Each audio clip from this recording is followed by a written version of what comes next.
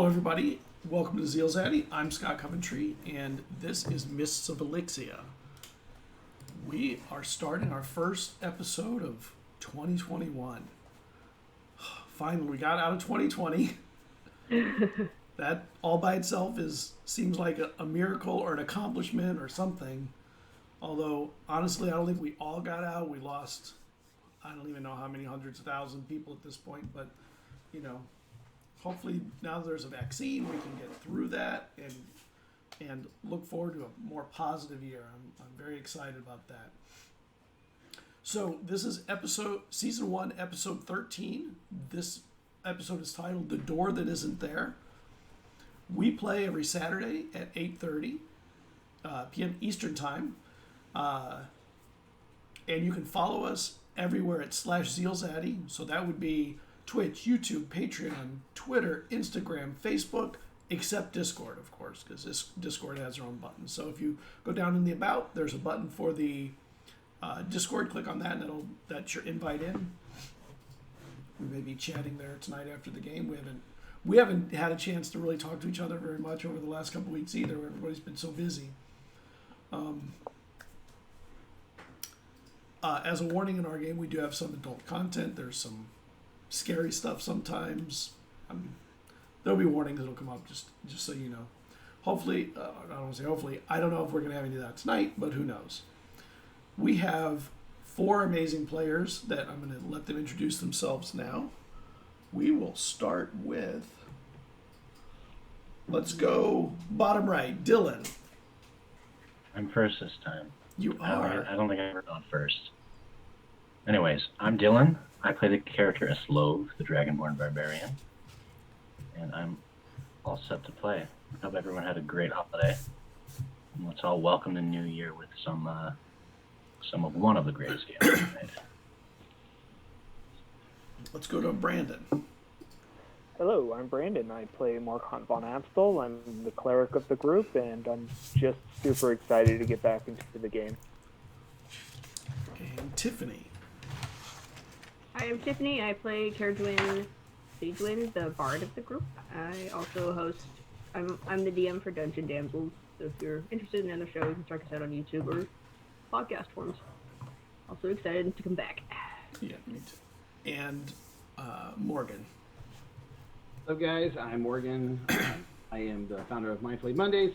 We run professional games for clients all across the country, so if you're looking for a more regular game and are looking for some great DMs, give us a check on mindfullymondays.com. Also sell awesome shirts on Amazon, so check them out. Yes, I'm wearing one of them tonight. Just got it. I'm happy. I'm enjoying it. And also D&D content on the DMs Guild. I just released a new subclass. It's a Warlock subclass. Yep. It is called Pact with Fate.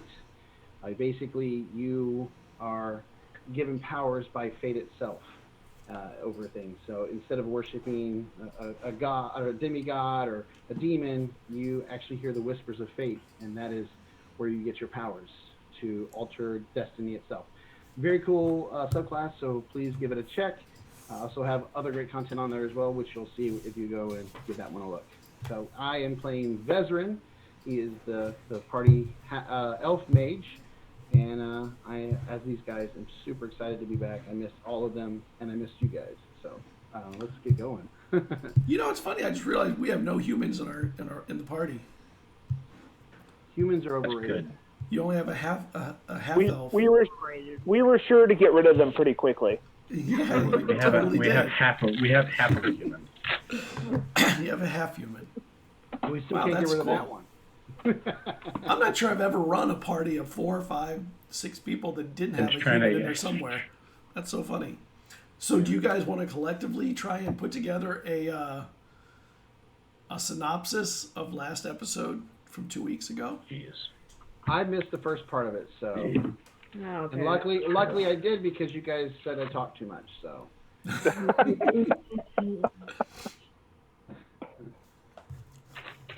Look at my notes.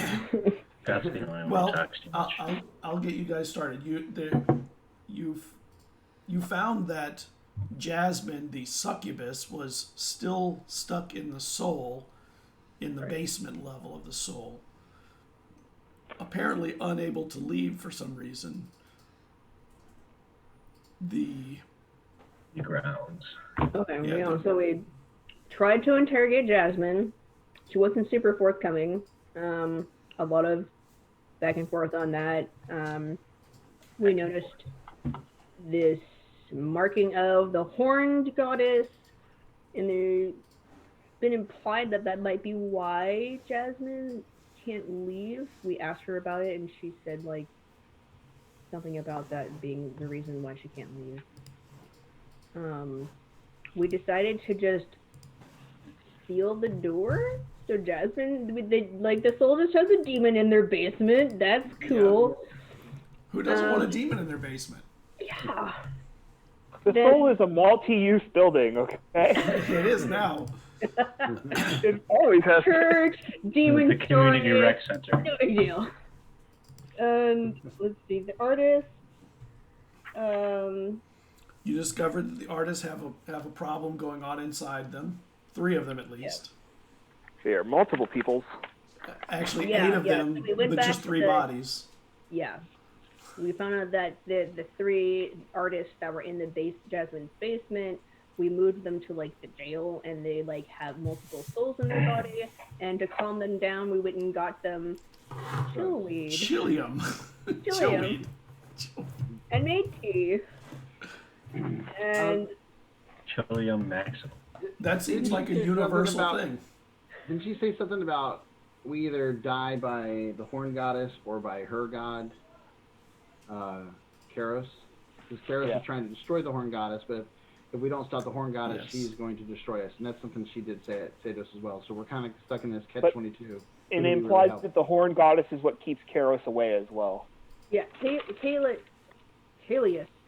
is the horned goddess. Chaos, yes. I She can't was remember. trapped when we killed her or something. And okay. So if we kill Kalius, the ascensions will end. But if we kill her, then I think Karos will be free. And yeah, I think that's Yeah, that's a conundrum. Then you went Karos to... is back. Go on, sorry. And I think we. We didn't go to bed went yet. to Mage after that. We went Yeah. to. Yes, Because I was to trying meet to. Aetus Capta. Yeah, we went to Because Aedes. I was going to say, because we went for 2 reasons. One, we suspect that he might be her partner that we had conflict with. But 2, I wanted to see if he had the spell Arcane Lock. So I could, not only do we brick her in there, but Arcane Lock the door as well to like give it an extra measure of security. Yeah. And it's just not possible that he's her partner because he's very friendly and outgoing. And Completely. Yeah, 'cause that's a requirement. And he agreed to give me the spell if we would all dance with him later that night, especially yes. to win. Yep. So I think we ended up with us getting ready to head back, yes? Yep. Yeah, we invited. We went back to the Soul for something. So I can get the scroll, get the spell Yeah. in there, and Oh no, you guys went back to the inn, and I went back to the Soul. Yes, and they Yeah. were sealing up the door. Yeah, and I invited Ida to join us dancing. Yes. Yeah. And she's super excited. did you invite Ida or did the party invite? I think the Ida? party invited I her. feel like the party invited Ida.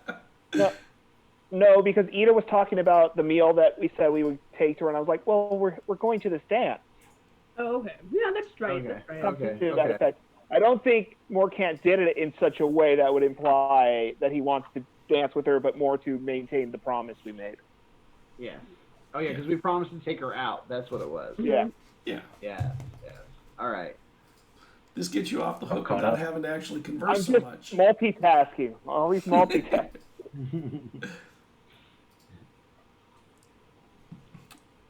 And it is that evening, and you guys are together at the Soul, having checked on the progress of the plastering in of the door into the basement, and it looks And- like it's concluding at this moment.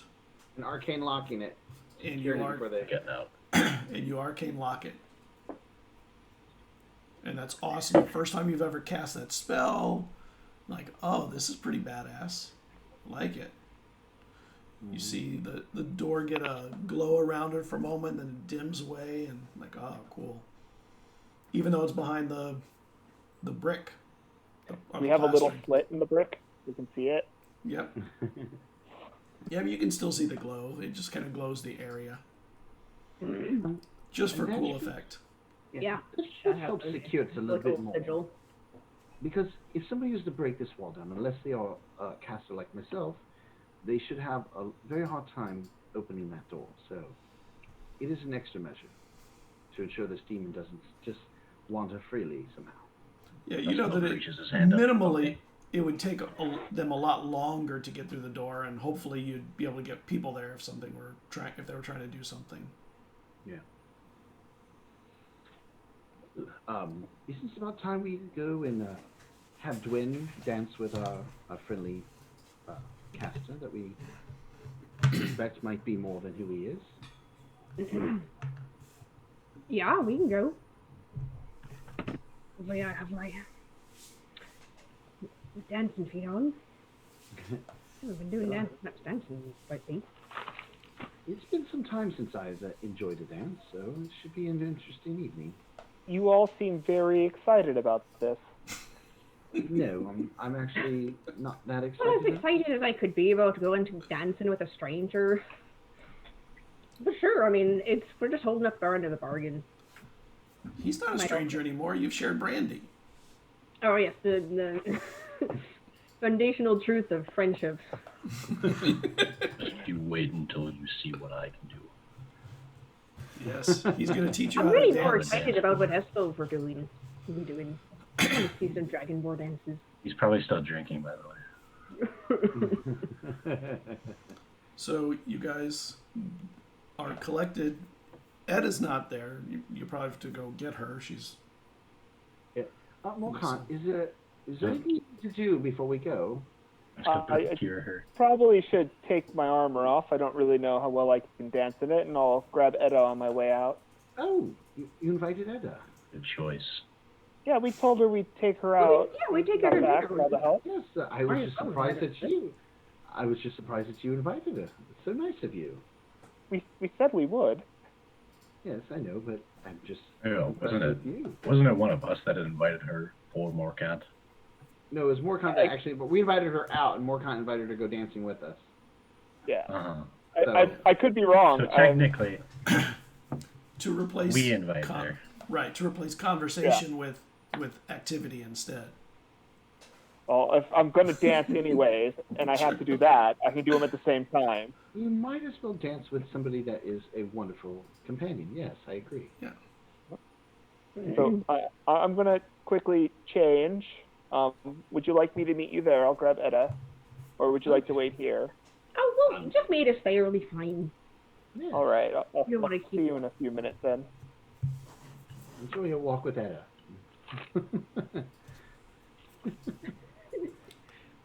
All right. So Where's this dance taking place?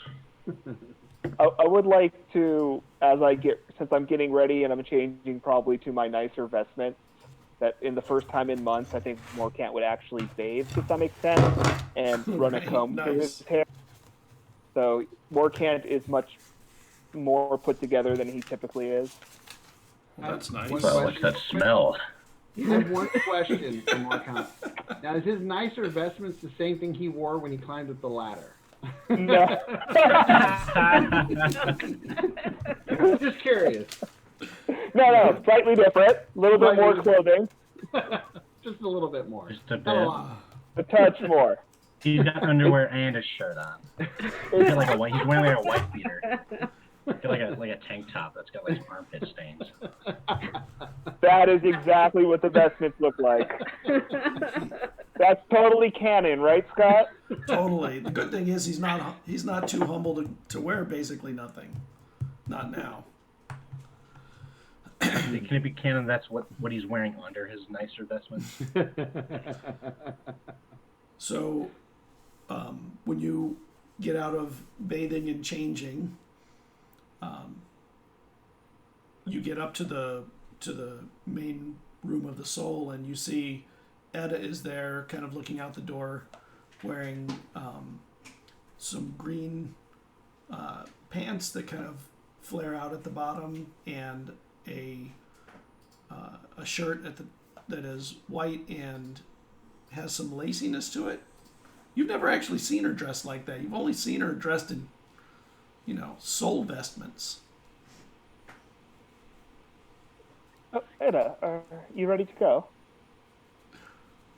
And she turns and realizes that, you're there. She was kind of looking out the door, and she actually has something on her lips and her eyes a little bit. And her eyes just open wide. I'm so ready to go. Let's meet up with everyone then, shall we? Oh. And she puts her arm out with me. Of course, let's go. And she lets you take her arm, Okay. other than not the other way around. I'll take her arm and Where are we going?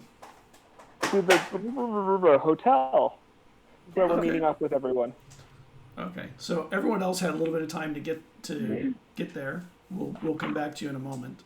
The rest of you get to the hotel where Aita stays, and when you arrive, the doorman is there. Breeze in. Huh? It's the breeze in? Yes. And he says, after you, Aita's expecting you. He'll meet you downstairs. And you go in and it's like the restauranty area, and he's coming down the stairs as you're coming in. My friends, I'm so excited. We're not going to be dancing here. I know just the place. Are you ready, my friend Eslov? I'm curious. Where do you plan on taking us? Because our other companion isn't here yet. I'm sorry you asked Eslo a question, but we need to make sure that Morkant knows where to meet us. We can wait. They should be along soon, I'm sure, right? They said they'd be behind us. We're going to go to the Red Gate. Morkant, make me a lore roll. Lore? Yeah. What do you know about the city? I mean, that's just history. Yeah, your history. You want to do history? Yeah. That is a much cooler name for that stat than history. Yeah, Lore is They just call it better. lore instead. That would be 7. Okay. You haven't heard of it. Okay. I'm very isolated in the soul. Well, you haven't heard of everything. There's a lot of buildings in this city. Mm-hmm. It's a big city. There's 60,000 people that live here. And they're all quite lovely. They're all people. Has that count been updated since the event? What? Has that figure been updated? No, that was what it was initially. It's a few thousand less at this point. Sadly, I shouldn't say that laughing because it sounds horrible. I mean, it's fictional, but And Well, still kind of funny it's still funny that they announced themselves as having 60,000 or 6,000 or whatever. well, they don't announce it. Morgan knows it because Nothing the happened soul here, keeps we data. promise. Right. We definitely have every single person accounted for. We don't do a daily census, okay? Eslov, I want to let you know I have got 2 drummers that are going to meet us there, who apparently they have heard, although they've heard Dragonborn rhythms before. I don't know where or Isn't how, that convenient? but you will probably have to kind of school them on getting it right. If just hearing it I'll be the isn't the judge of same as that. doing it. And course. Caragwin, Vestrin, I trust the artists here. yeah, there's good artists here, musicians. Even if it's different, I'm sure it'll be inspired. So, Caragwin, this will be an interesting evening for you. You won't have to supply the music. Well, yeah, that would be a bit different. It'll be plenty of I fun. might though. ask you to jump in, depending on how well or not they do. Well, I'll be ready either way. So how long do you think it'll be before Morkant arrives? He just said he'd need to take off his armor, and he's bringing another guest, another lady. Hope you don't mind. Oh, of course And- not. Probably. I can't imagine more than 10 minutes behind us. I would never mind. I am pro-romance in all things. And I like lean into over to Vezra, and I'm like, oh, we've been shipping this so hard, you don't even know. Is shipping a term that exists, or did you just invent that on the spot? Just made it up. Vesra, Shipping did you? where? Vesra, did you give the spell a try? Oh, not yet. Not yet at all. But soon. Soon I will. Nice. I'm excited to hear about it. I think it's so exciting the first time you cast any spell. It's sort of amazing. It is. It's such an amazing feeling, accomplishment. You know, taking the time to master the words, the motions, the everything that needs to go into it, believing in it, Good and teaching. to give the power to the spell, and then seeing it take fruition. It is an incredible experience. Few get to enjoy, like us do. Yes. Back with Morkant, you start walking down the road, and it kind of slopes up into the higher part of the city, and she's just smiling very big, and she's like, "So, what? I think I was very little when you arrived at the Soul, or did I arrive before you? I can't recall that far back." Which way is it, DM? Because I don't know. She was there when you arrived, but she was like a baby. She's Or How a many little years? kid. I won't say a little It'd be a like baby, but a little 5 or kid. 6, right? Yeah, like 5. 'Cause I would be 8. So, yes, you were quite young when the Apane took me in. Yeah. It's It was it's been kind of an interesting life living in the Soul. I talk to all these other people that have, that are outside of the cleric's ceremonials all of the time, and they do such interesting things with their lives. Although I think they miss out sometimes on the helping others. There is something to be said for helping your family and your children and things, don't you think? yes. If I had such things, I'm sure it would be a priority to me. But really, the Soul is my family. I think the same right now. I don't think I've gone dancing since I was a kid, like only around the Soul. Yes, I kind of feel like we're stuck holding the lanterns most of the time. You might have to teach me how to do this. I'm not really. I have absolutely no clue what I'm doing. I don't Oh, assume. In theory, you've met Esloff, of course. He'd be teaching us yes. how they danced in the north. Oh, that sounds. To be honest, that sounds a little dangerous. And she squeezes her arm a little tighter, or squeezes her arm in a little tighter. That sounds a little What? dangerous, don't you think? Why would that be dangerous? They're just dancing. Isn't he one from the Blue Waste? I've heard that they have very. What's the right word? That their rituals are very rustic and perhaps even violent? I could be wrong. Well, I mean, I've known Esloff for a while now, and he's not a particularly violent person. By all means, you can ask him. He's very, very open to talk to. Yes. He is an interesting fellow. He's not as barbaric as I thought a barbarian would be. I kind of think the word is not correct. I mean, I think he multi-class into fighter. it's our word for them. It's not their word for themselves. I mean, mostly we don't really know what they do up there. We don't, it's very rare we see one come here. typically, if we see a dragonborn, it's a traveler from the south. And there are other people on the street kind of meandering back and forth, and one or two people see you and kind of smile for a moment and look away when they see you going arm in arm like that. And one of them you think, like, you know, like someone who comes to the soul frequently. And he just smiles at you as he goes by. And you get to the end. Hello, Mr. Jenkins. Hello, Morkent. And Edda, is it? Edda, right? Yes. Good evening to you. He tips his hat. Good evening. And he heads past. And you, not long after you get to the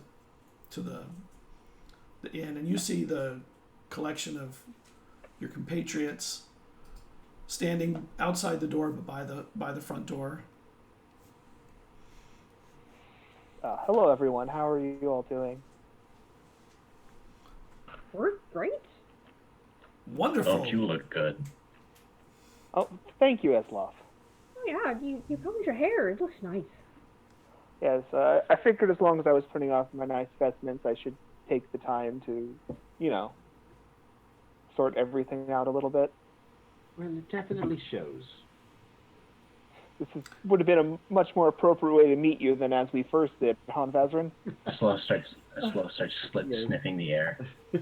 And Aita goes, I don't think I've had the pleasure. And he takes off his hat and tips it a bit. Lean over to Madam? Bezrin. Does something smell off to you? No, it smells fine to me. Are you referring to Morkant, his now scent that he has on him? Reeks. It smells like fat and No, here that is a fragrances, flowers. Yes, well, he wants to smell nice and presentable. Here, He wants to smell like that. Actually, it's probably not that bad because it is made with whale blubber. Right. So, he's confused. Well, he doesn't like the smell, and the reason why is because that's a good smell mixed with like A bad smell. his thought process is why would you make that smell like flowers? Yeah, makes That's no an sense. abomination to him. I think there's some nicer soap at the Soul than I anticipated. I'm assuming it's fragrance and soap. Probably, if it's made with whale blubber. If it's not, then we can retcon this whole piece. I personally No think way. it's wonderful. And I just smell less like dirt. I say, I think he smells wonderful. Edda, don't you think that Morkant cleans up nicely? Yes? I do actually. I think he looks pretty great even when he's not all cleaned up. But I definitely like the hair like that. I don't actually know if my village would bathe. They probably would, but not that much. And I don't know what they would bathe with. Well, there are hot springs there. Right. So they'd probably like. Probably Would they take have a soap? trek a couple I don't know. times a year. I mean, if they had hot springs, they'd probably just hang out in the hot springs as a recreational bit. Yeah, it depends on Yeah. if they live near the hot springs, then yeah, they'd bathe. But then, like, if it's far away, they might go there to like just have fun at the end of the year. Yeah. And, Not really and the like a hot get it springs are clean also kind of to thing. get rid of. Well, it is to get clean, but it's to get rid of things like parasites or any kind of things that might start to try and grow on your scales or something. Otherwise, if they get too dirty, they probably wash themselves with sand, like a Yeah. chinchilla. Sand and snow. Snow is water. You don't mind the cold. Yeah. Yeah, but they need something coarse to get the dirt off. Well, my friends, are we ready to go? The dancing will not wait all Interesting. night for us. Where are we going again? I know you said it earlier, but I'm just curious. The Red Gate. Red Gate. I haven't really been here too much. What is the Red Gate? It's a tavern and inn, and it has a magnificent. No, let me rephrase it. Not a magnificent, a large tavern. dance floor Yes. with a fire pit in the Let's hope center the to keep spirits everyone there will be warm. excellent. Oh, they have More alcohol. liquor. Really? That stuff kind of makes a silence fist bump or fist pump in the air. I would not keep you from good liquor. Well then, lead the way. I've never been, so I don't know the direction. And he starts walking, and it's kind of a meandering way. After a while, you realize you get onto the road that heads towards the city gate, the one that goes to the forest. You don't go that far, but it's that road. And Eslov, make me a perception check.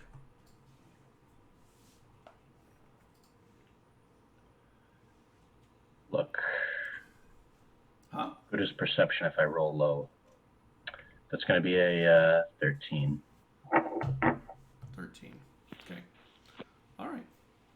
And you arrive at this building that it has a courtyard into it with a couple of trees, and it has some red doors on the inside the courtyard. There's people hanging out that have been drinking.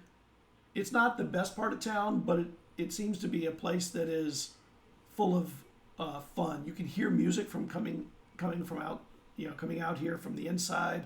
There's a band playing very loud. There's a singer.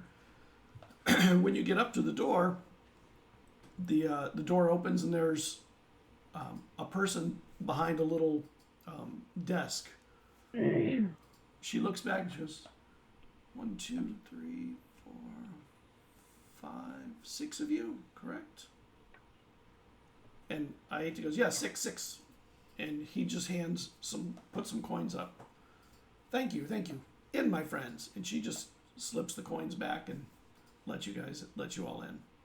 And the place is hopping. There's dancing going on, this huge dance floor with a big fire pit in the middle. Off to one side, there are booths. Around the side, there's a bar. I'm actually going to throw a picture of it up on Discord for you. Sweet. Of the layout.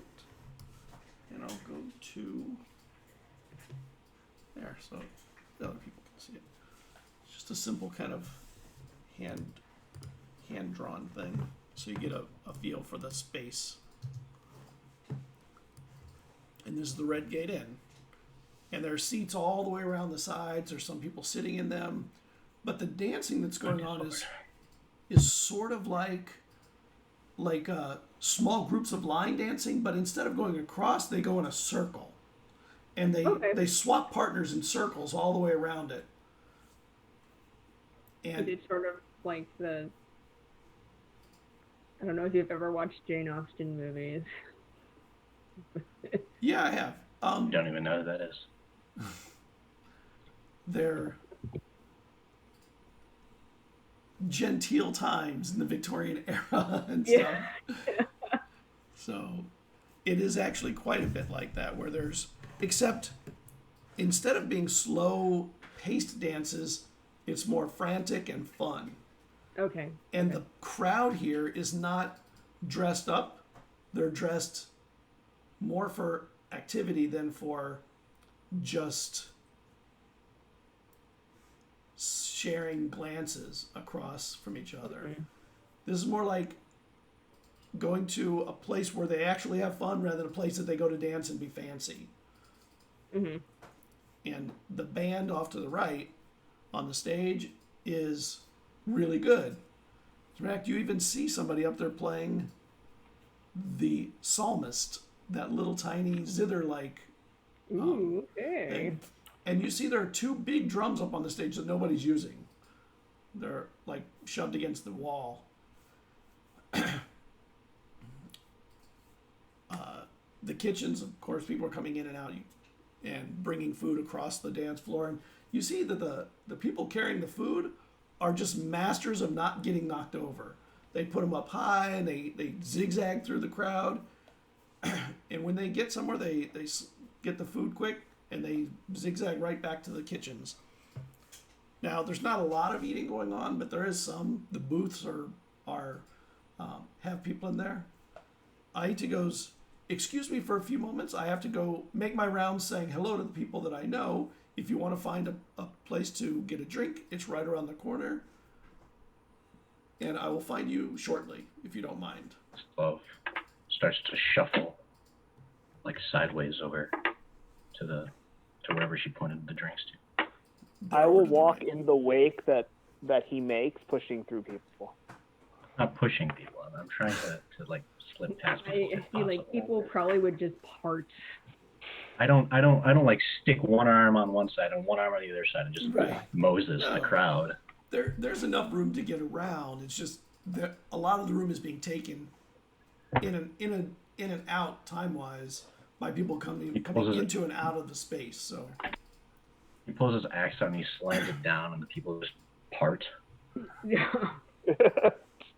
At some point I'm going to get lost in the crowd, pull out my cloak, or not my cloak, but my hood on my robes, and disguise myself to look like a human, like an older human with a beard, just to kind of get lost in the crowd. And then I'm going to kind of go sit down and keep an eye on our friend here, as well as what's going on in this place. okay. I think Caradwin would just go and like be really interested in the band and like see how good they actually are. They are Be preoccupied with their playing and then sort of Okay. like bouncing. all right. They're a good band and they have a lively style. I mean, some of the players in it are better than others. Good. The singer is good but not great, but she can keep a tune well. So, you know, they're good. They're a mix of good and great. There's one or two players that are great. Uh-huh. The rest are Real prodigies. acceptable in it. And off to the right, once you go past the stage, that's where the bar is with all the drinking, and there's some little tables on the other side of that. So where are you going, Vesserin, in here? Let me go look at the map again here. I mean, I just want to find an area to kind of sit off to the side to keep an eye, kind of in one of the corners, try and get a good view of everything going on in here. And if I can't sit, I'll still stand and just kind of be over in that general area. Probably near the bar, like in the back corner near the bar. Okay. Well, the back corner of the bar, you can see about 2/3 of the dance floor area. If you come all the way to the front seats in the bar, you can see most of the area. That's fine. As long as I can see most of the area, that's where Yeah. I'd be at. Wherever I can get the best view, just so I can keep an eye on. I don't trust the guy, I know, we can tell. and until I have reason to believe that he is who he is, I'm gonna be sus. I'm gonna be sus of him. And a waiter comes over to you. What can I get for you? Are you here for food or just drink? To me, Yeah. oh yes, I'm just enjoying the sights here, and I love a drink. What do you have? You do a perfect old man voice. Thank you. Are you practicing for future? Yeah, right. Well, we have some of the finest beer you'll find in all of the town. Oh, I would love to have a beer then. Yes, give me It what is a you little want. strong. I mean, you seem a little frail. Can you handle a strong beer? Please, young man. I have been drinking for my whole life. So yes, go ahead and give me a round. That's not a good thing. And he winks at you like he was playing with you about being too old to drink. And he heads back. Where are you going, Caradwin? In here, you're staying hanging by the stage. Eslov, are you with the old man, or are you over just on the bar? I had no idea where Vezrin went, so I went to the bar. Of Okay. course. And nobody saw. I didn't even tell them what I was doing. I mean, Yeah, you just the less know, they you know, slipped the less off. they can give away. The less they can give away on accident or on purpose. So And okay, you said it. You find a seat on the bar. There's a seat over by the door on the right, and you see an old man at the little table right next to you. That looks a little familiar, but maybe not. And then they take your order. What can I get for you? this is directed. Dragonborn. What do you have? We have strong beer. That's it. One strong. That's good enough. Make it super strong. The strongest you have. And he goes on and starts taking orders from other people. You hear the old man. I'll have what he's having. The strongest you got. And he'll like wink and he winks That old at you. man sounds familiar. Yeah. I wonder if I should ask to do an insight check. I think I'll skip. And what are you doing more, Kent? I figured that me and Edda were following Esloff. Okay, so you get to the bar. Probably And you get to the down with bar, him at and the bar. yeah, you realize that there's not really 3 seats together at the bar, although there are seats over by where the old man is. Maybe you get the old man to sit at the bar, and you guys can take the table. Who knows? I think Wave he's the more old man comfortable over. to go out of his way to ask that question. No. No, Look for a hey, place for us to sit.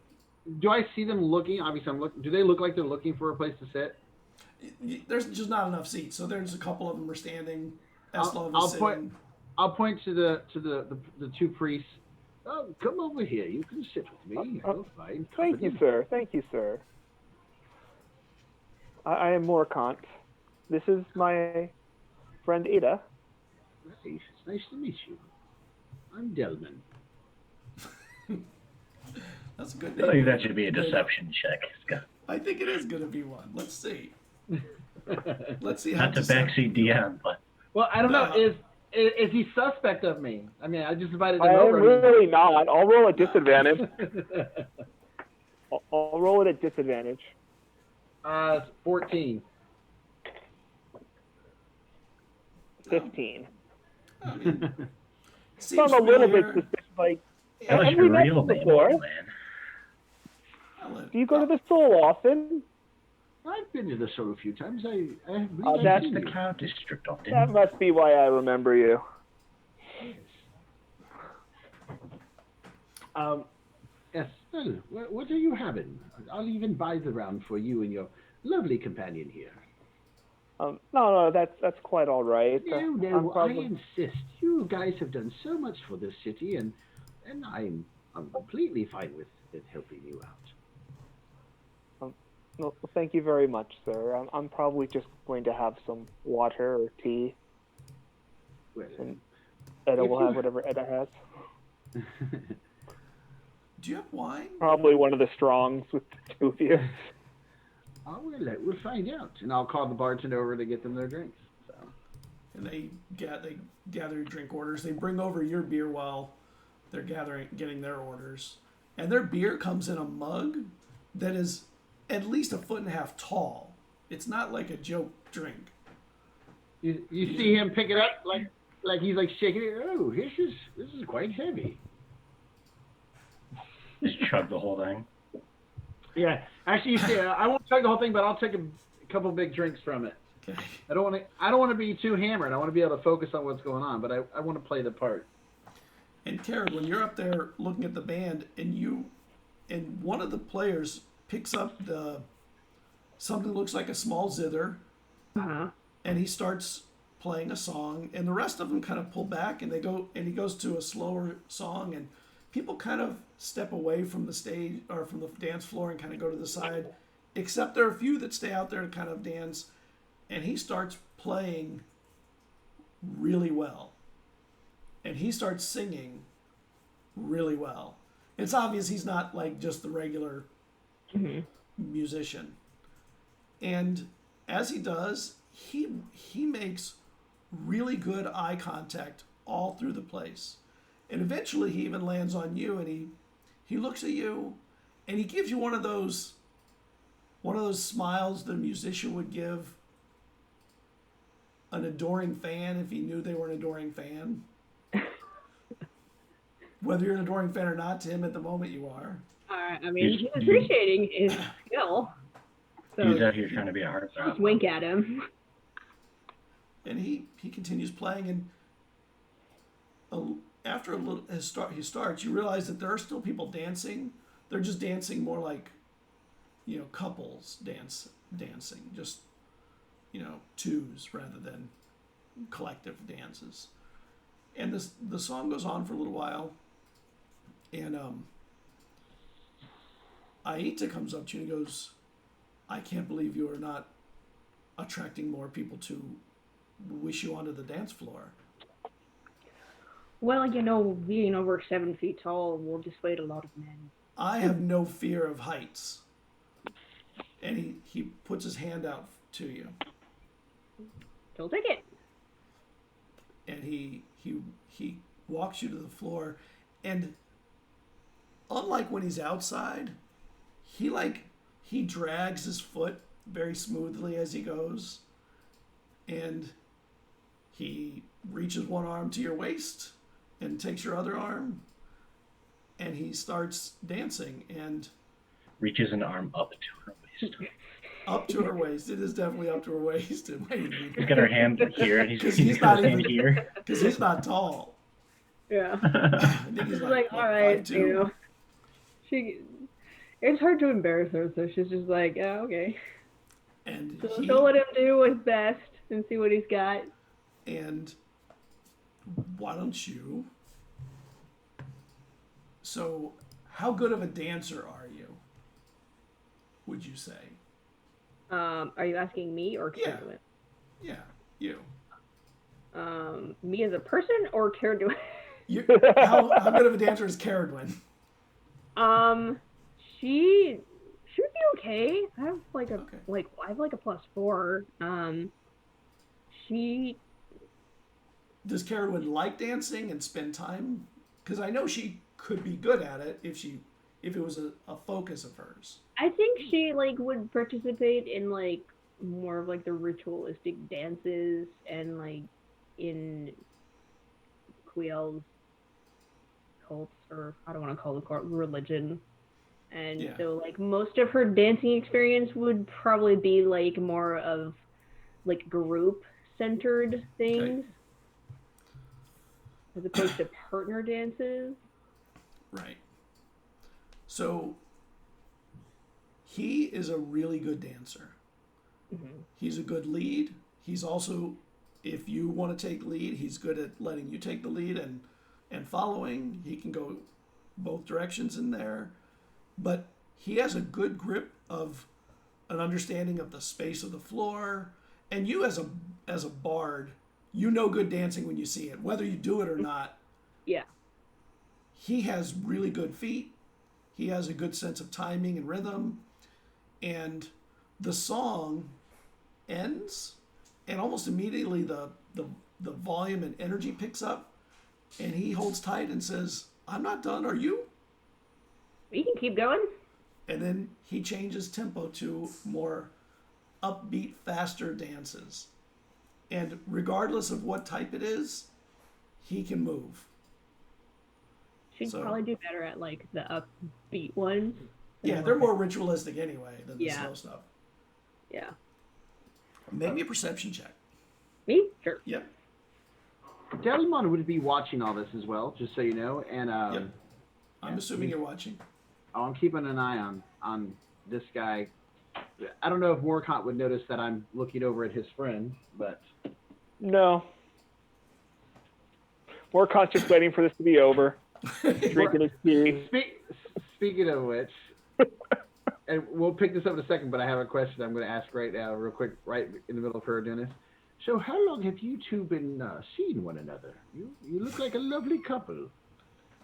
Oh, we've grown up together. We've seen each other pretty much since I was 8. You've been dating that long? Oh no, we're not dating. Oh, I would have thought you. Why not date her? She looks like a lovely young lady. Do you often walk up to people and try to match them? What, you came in together, you had your arms together, I assumed you were. I'm sorry for any false impressions. No, I'm sorry for And forgetting. and when you say that, she puts both her hands on her beer and kind of pulls them away from the table and drinks and kind of looks away.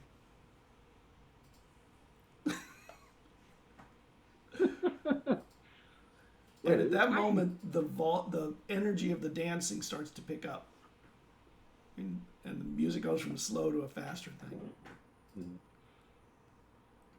And Etta looks at you and goes, well, Morkant, why don't we go see if we can figure this out? Yeah, sure. Let's go do that. Oh, Excuse me, gentlemen. We'll be standing up for a moment.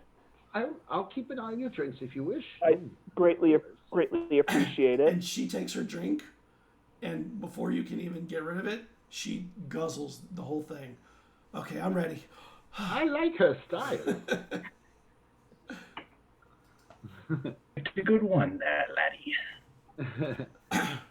And Eslov, you've never seen somebody as dainty as her put down a big drink like that fast. That was impressive for someone so tiny. The powers of alcohol. Yeah. Of course, I'm just watching Right. from across the room. Oh yeah, you're across the room. You see it. You see it though. And the energy picks up. Morkant gets on the floor. What did you roll for your perception check, Karen? 22. Oh yeah. You see that the musician is looking at you two, and he's gone back and forth a couple times, but it's very obvious that he's looked at the two of you a couple of times.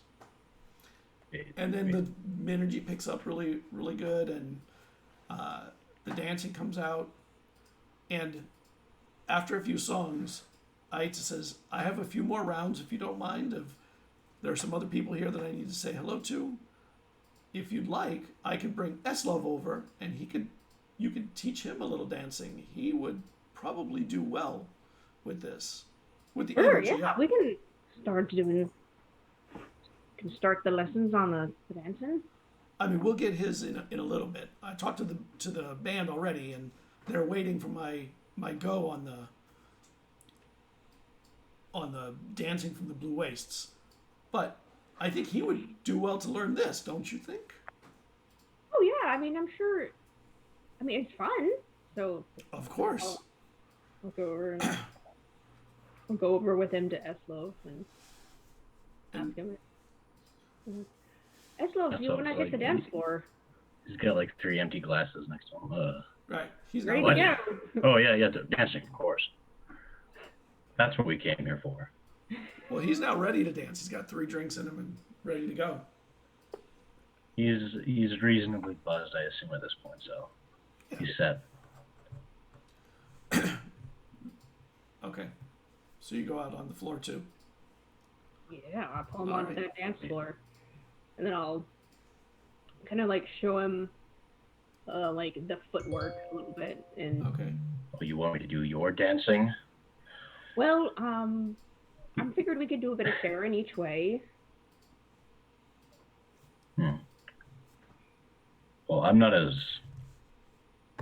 Oh. He doesn't really know the word for it. I promise that's not me, Nimble? but... What? Nimble? Nimble, like quick on your feet, yeah. Well, I mean, I don't think it matters as long as you're having fun. Just kind of bounce to the beat. Don't worry about it.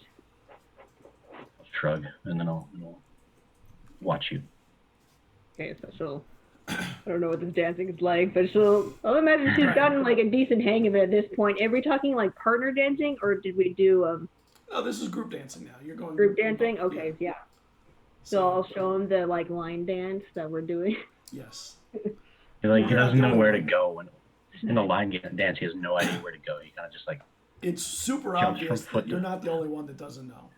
he like hops Or like the foot to people at the foot. back who are like, okay, now we turn around. Like he waits for everyone else to do something, and then he'll do it And instead of doing it with them. and as you're dancing, Etta gets thrown into your arms.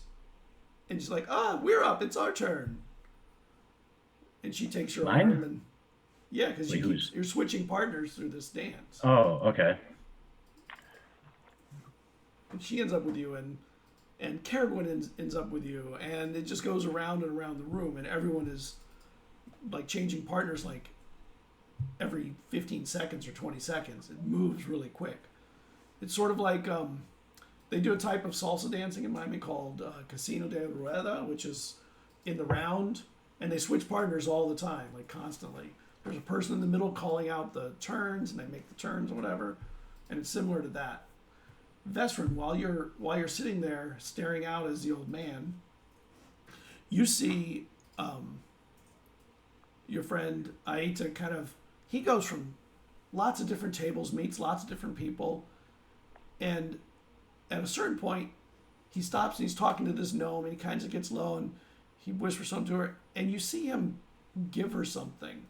You're not sure what it is, but she like slips it away, and she walks back through the kitchen, and you don't see her anymore.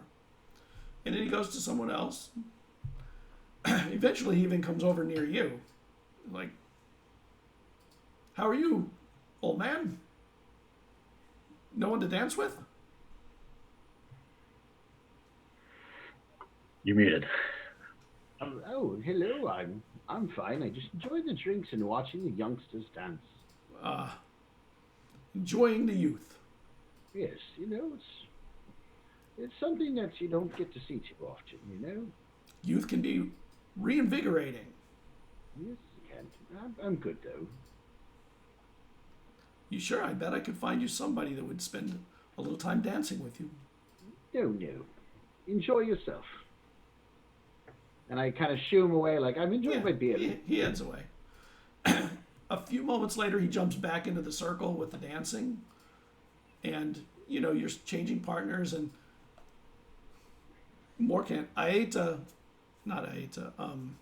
Etta ends up in your arms again.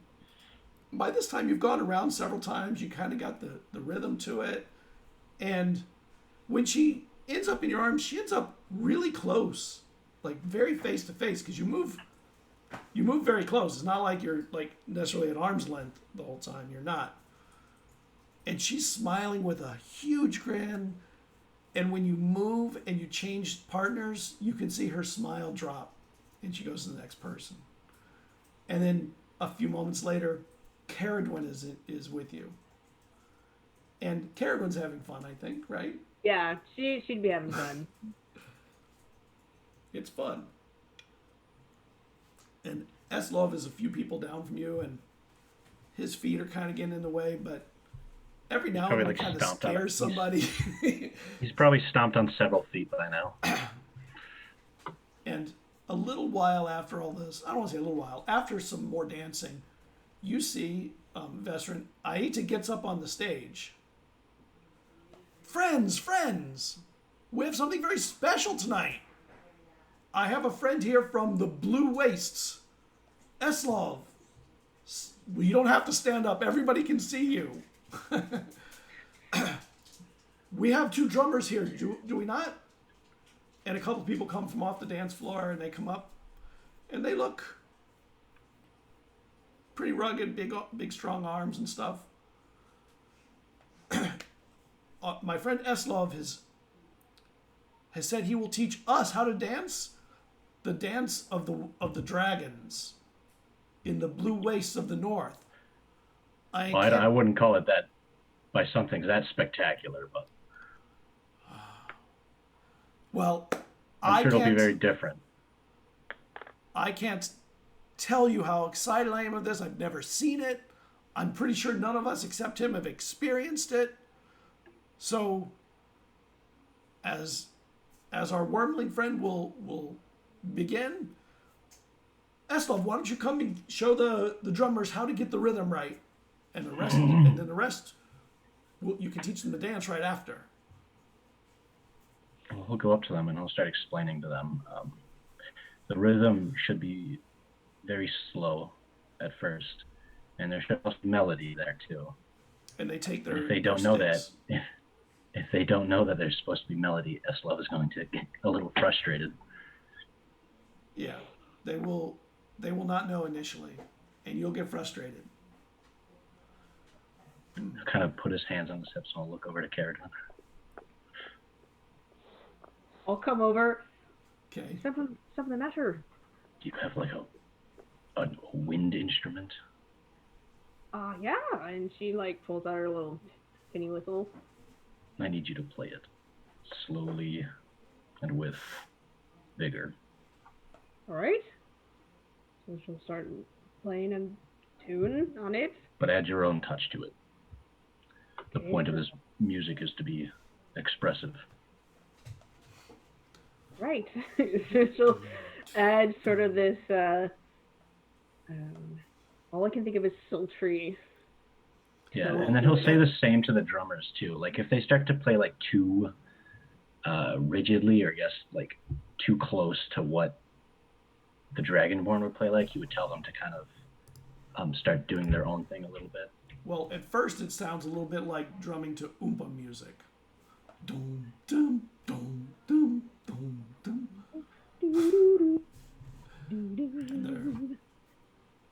And as you explain, they start to hone in on what you're trying to get them to do. And after about 5 or 10 minutes, the drummers have it. Caradwin has it right away. She figures it out quickly. All right, we've got them going. Are you ready, Eslov? Your whole audience is waiting. So like turn around and look at the audience, and it's like, oh, people are watching. Get your partners prepared for some rugged stomping and loud claps. Oh, by the way, let's give Eslov a hand. And they all clap for you. Just to make sure that you're totally embarrassed. Your white scales turn blush red. He's gonna take his shirt off and like hang it on something, and then walk to the center of the stage. You hear Delmont. You hear, "Ooh, take it off, big boy." He rolls his eyes. He shoots a sneer at the old man, and he starts dancing, but not to the rhythm. He starts dancing to the melody. Okay. He starts just kind of moving in waves at first. He struts onto the dance floor, already dancing, kind of just swaying like he's in the wind. And you see the crowd get right behind you, and they start following your steps and your lead. And some of them are really good dancers, some of them are not, but it doesn't matter. They're all enthralled by what you're doing. Make me a charisma check. Maybe you can get a natural 20 and blow them up.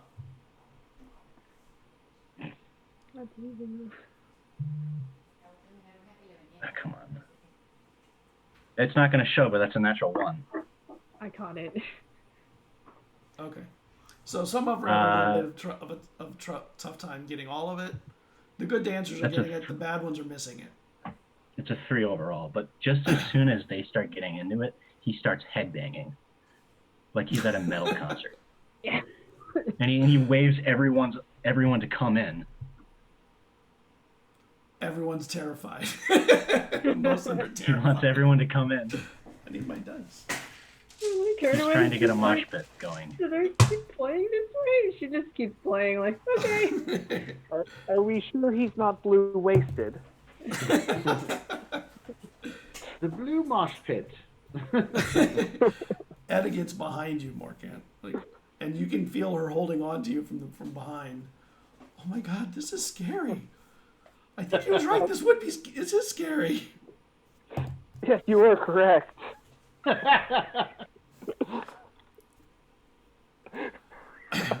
And the good dancers start to understand, and they back the bad dancers away. I don't say the bad dancers, the inexperienced dancers. And they start working them back in slowly, kind of getting them up to speed.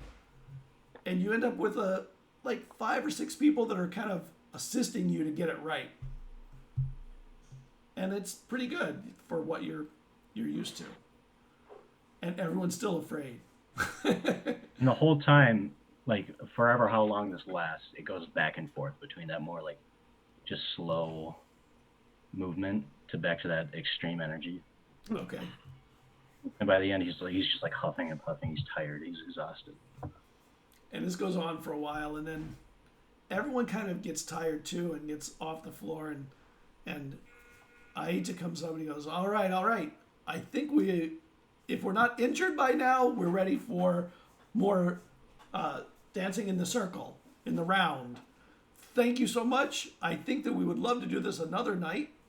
Wouldn't we, everybody? And some people go, yeah, and most people don't say a lot. They're like, maybe. For it. During that whole time, what was Aida doing? Was he doing it as well, or was he off doing other stuff? No, he was walking around talking to people in the booths and by the kitchens. And He's like a social butterfly. For somebody who's not from here, he seems to be very well acquainted with people. Yes. Muttering that to yourself in the corner. After the That's what I'm thinking in my head. But Oh, yeah. okay. I was doing it in my voice because that's how I sound in my head, you know. Right. After the dance, he'll wipe his brow and he'll go sit down at a table. And after a while, he comes over. After more dancing for hours probably. Etta, by the way, even though she got scared, she seems inexhaustible when it comes to dancing. Even though she's not very good at it yet, it's like she's gotten out of the house for the first time in a decade, and she's not ready to give it up. And Morkant, you start to get tired, or I don't say tired. I don't know. How do you feel about it, Morkant? I don't want to put the feelings in your head. I would assume he would just keep up the best he can. Oh, you dance as well as her, Okay. so you keep up. Which is to say, kind of adequate. Yeah, you're both kind of adequate. Nice. That's You better than started me out in real bad. life. Right, you start out bad, end up adequate by 2 hours in, And it gets pretty Well, I have- late, and it starts to thin out. The crowd starts to thin out some. Aita does go in and dance a lot, by the way, veteran. Mm-hmm. But eventually, you can see he looks a little tired, and he comes over and to get a drink at the bar while he watches everybody else out on the floor. And he orders a big beer, and he's sitting near you, but not facing you.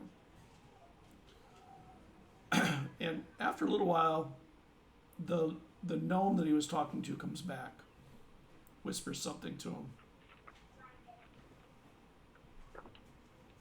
And she, I want to take a really good note of this gnome. Does she look like she works here, or is she just somebody? Because she went out No. through the back of the establishment, right? Like she went through Correct. like their kitchen. yeah, but she's not dressed like she works here. All right.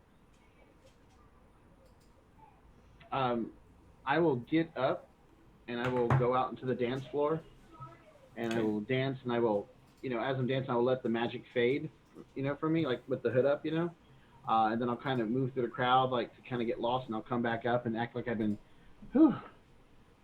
and I'll see Caradwin, and I'll lean into her while Ayat is away, Okay. and I'll say, this has been an exciting night. Where have you been? We haven't seen you all day. Oh, nice. I've been here. I've been in Wait, here. you're just sweating. How do you manage that? Oh, I've been dancing and enjoying it. Eslo's dance was very interesting. I saw that Morkant was talking to some older gentlemen with Aita. Aita's been going around talking with individuals here. And there was a gnome, and he gave a coin, she left, and she came back and she just spoke with him. So, and I kind of like, with my hand, so that way, if he hopefully he doesn't see them, like pointing over there, but I'll point out the gnome to you, kind of like in a way, like a, to where we don't really bring attention, like I'm like, hey, right there, I'm not doing that. You're just kind of like, that gnome right there. Yes. So when we're done here, we should look into who she is and what she was doing for him. sure. I appreciate the party, but it is kind of weird. And then the I don't want to. music changes to a more slow music, and Aita hits the floor again and comes walking straight up to Caradwin. And I'll kind of act like we're dancing with her when I see him starting to come over that way. Oh no. Vestrin, I haven't seen you all night. Where have you been? Oh, I've been here enjoying the dances and having a drink here and there. Eslo's dance was very unique. May I break in? Twin, do you mind if he steps in? Veteran's just like, I was in the back the whole time. It's the first time I had a chance to dance with you, but we did promise the gentleman a dance or two. So, if you Yeah, if you there'll wish. always be more too. So. Yes. Well, Yes. thank you. and I'll kind of like, after you, sir, and I'll step off to the side and wander over and sit at the table where the old man was. And I'm assuming, are you back at the table, Morkant? No, I think we're still out dancing. Okay, well then no, I'll just I'll step off to the side to the bar and grab a drink. Eslov's not dancing though. Are you at the bar, Eslov? He's at a table, just kind of relaxing and watching, probably. Then I would go drinking sit with. I would go sit with Eslov. I would get another beer and go sit with Eslov. Where have you been? I've been here the whole time. And I haven't seen you. And, yeah. but then I'll say to you, I go, "Ooh, take off that big boy," and then I'll like kind of lean. That's I whisper that to you, so you like recognize the voice as the old man, and then I'll wink at you. So. What are you trying to get me to do, Buzzard? oh, okay. Yes, I've been. I see. And I'll relay the information to him as well about the gnome. Okay. Morkant, the song slows down and Edna kind of gets in front of you. She's like, I'm tired, but I feel like I could dance all night. And she slips into your arms to dance. And when she does, she puts her head on your shoulder. Edna making all the moves. I know. Well, somebody's got to, right? Somebody's got to.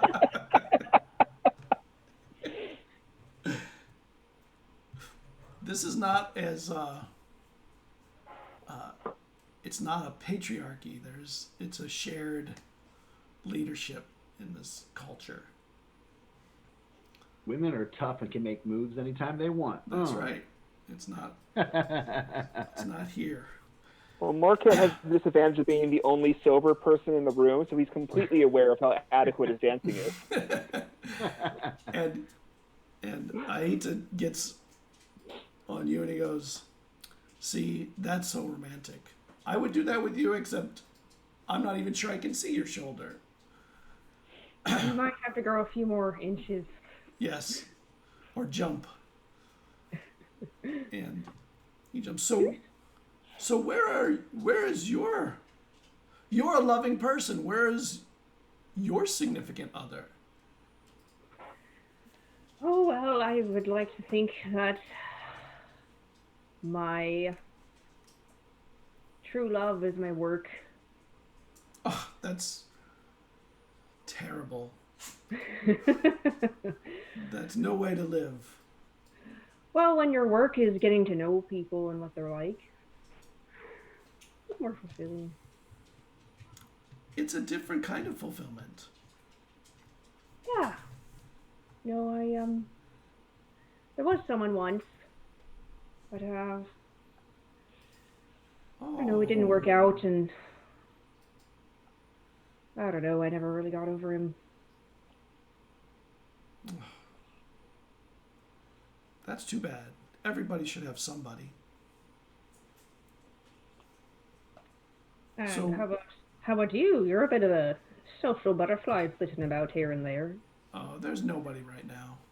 Maybe one day. I am a social butterfly. That's an interesting term. I like it. I've never heard it. It sounds right. I do enjoy mingling and meeting people. I think of almost everybody as friends. Well, you certainly were forthright when it came to us, right next to your party and your life, and well, it was quite unexpected. What's the point of lying or deceit? There's no need for that. Is there? I'm trying to think of something clever that she would say. Well, not unless you have anything to be afraid of. See? You'll find that most people have something they want to hide. Yes. And there are always dangers out there, but if you stay aware, try and stay ahead of them, you can mitigate most of those dangers. Yeah. But love can be a danger too. Oh, I think love is the biggest danger there is. Leaves you the most vulnerable. Yes. Passions. Who knows what people will do with passions in their heart? People kill for things like that. It's true. Or hide people in their basement to keep them there forever. She looks off into the distance. And he... Where did that come from? That is a very dark place in your mind there. Sorry, it's work related. You meet real interesting people when you're an anthropologist. Wait a minute, I thought you were a musician and a... Well, I'm a bit of both. I'm an anthropologist bard. So they go hand in hand. I happen to write. I happen to take history and people and then compose them into songs. That's what I do. Well, that's interesting. I don't really know what an anthropologist is, but I do know what history is. And it sounds like something related to people and history. Pretty From what you're accurate. saying. But like the study of culture. I've written a few books. Really? Yeah. So I have a few extra copies if you want one. I would love a book from you. I can get you a signed one. We need to get together again. I think more dancing should be in all of our futures. Would be good for us. She kind of like looks over at. She tries to find the other party members. I think it's good for them. Just being around people that are, good and don't want to, slit their throats and dump their bodies in the sewer. That's the dark part of you again. It seems so nonchalant the way the darkness rolls off your tongue in between the light parts.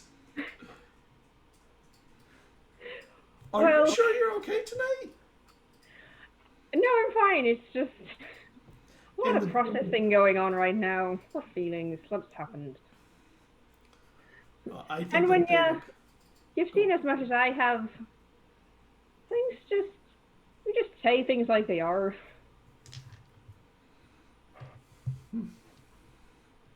How old is Aidis, by the way? I thought he was 50, but I don't think he is that anymore. he's younger than that.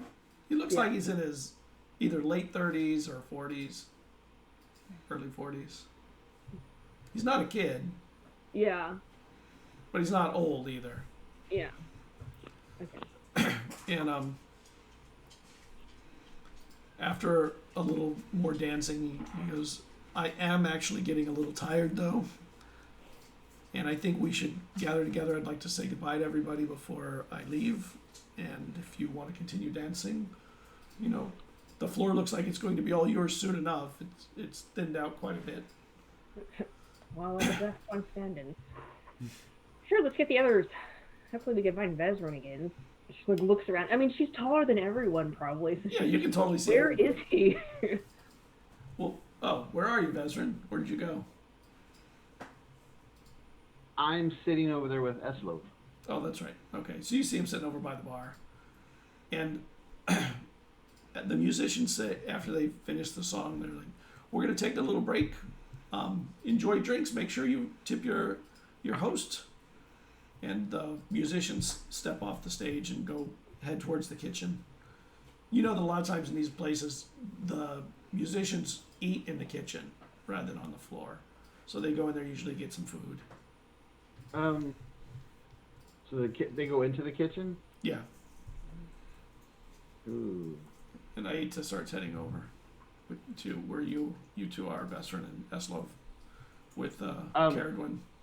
Actually, as he's walking, he's still holding your hand and kind of bringing you with him, not necessarily letting it go unless you let it go. I will get up and act like I don't see them come over, and I will go find Morkant. Okay. Well, they're coming over too because the song's ended and they're all. I'm gonna go catch Morkant and say, I need to speak with you for a moment. Eda, can you give me a moment? Yes, of course. Ed heads over to the bar where the rest of them are. and I will. Again, I'm suspicious as hell. So Where have you been all night? You completely disappeared. I thought for sure your brothers had taken you. I was getting worried. I'm sorry for any inconvenience, but we may have more pressing matters. And I will relay the information about how I saw him go over to the gnome earlier. She went back into like the back area. I don't know if this guy's involved with the musicians or something like that. What if he's trying to poison their food or corrupt it? And I would relay that she either left or she went in there and she came back out, whispered something to him at some point. Now the musicians are going back there to eat. I don't know if you can purify the food just to make sure. Like, you say it's like a blessing for the great entertainment they did or something. I think most people find it fairly weird when a apostate walks up and asks to bless their food. It's not something that people typically want randomly happening. I know, but it might be better than if he is corrupting the food in any way. Worth a shot and seeing if they'll let you do it. I mean, yeah, I guess we can. If you can convince them, I will be more than happy to bless their food. But to be honest, I am surprised we were not attacked by assassins this evening. I thought for sure we were going to be attacked by assassins. I could be overthinking it. I'm concerned with the artist, with the letter about the musician. I mean, most of them are not going to be too happy about me purifying their beer either. I know. I wonder, does that take out the alcohol? Alcohol is a poison, so yes. And Aita says, "Give me one moment. I have to go. I want to go make sure that I tip the band before I leave. I would hate for them to go without a little extra coin." And they're over at the bar, and he starts heading over to the kitchen, and he goes past you two. He goes, "Oh, Morkent, Vestrin, I'll be back in a moment. I just want to go tip the if you don't mind, band. I'll go with you. I'd love to tip them as well. Come with then." I guess I'll join you as long as you gentlemen are going. And he goes in there, and you see that there's a long table that the band is all sitting at, and they're all eating some of the food. They have a beer, but it's a much smaller glass of beer. Can't let the staff get all drunk. Yeah. And he goes in. "I want to thank you, gentlemen, and ladies, because there are a couple of women there too. I want to thank you for the excellent work you did tonight, especially when our Dragonborn friend took the lead for a little bit. That was just wonderful."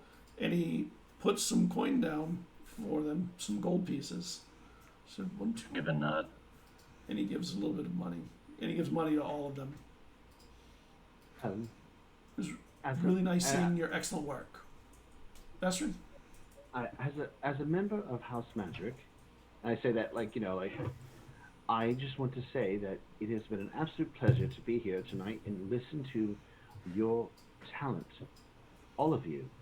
And I too would like to give you some coins, and I will give some gold. And I believe my friend here, who is for the soul, would love to give a blessing to you as well, if you will allow him to. It means a lot to me, and as it does to him, for the entertainment that you provided to us tonight. Can the two of you make a perception check? My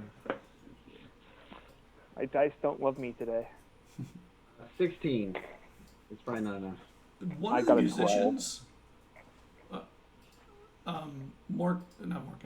Vestrin, you notice that one of the musicians is looking at Aita in a kind of a quizzical fashion. Aita doesn't even seem to notice it.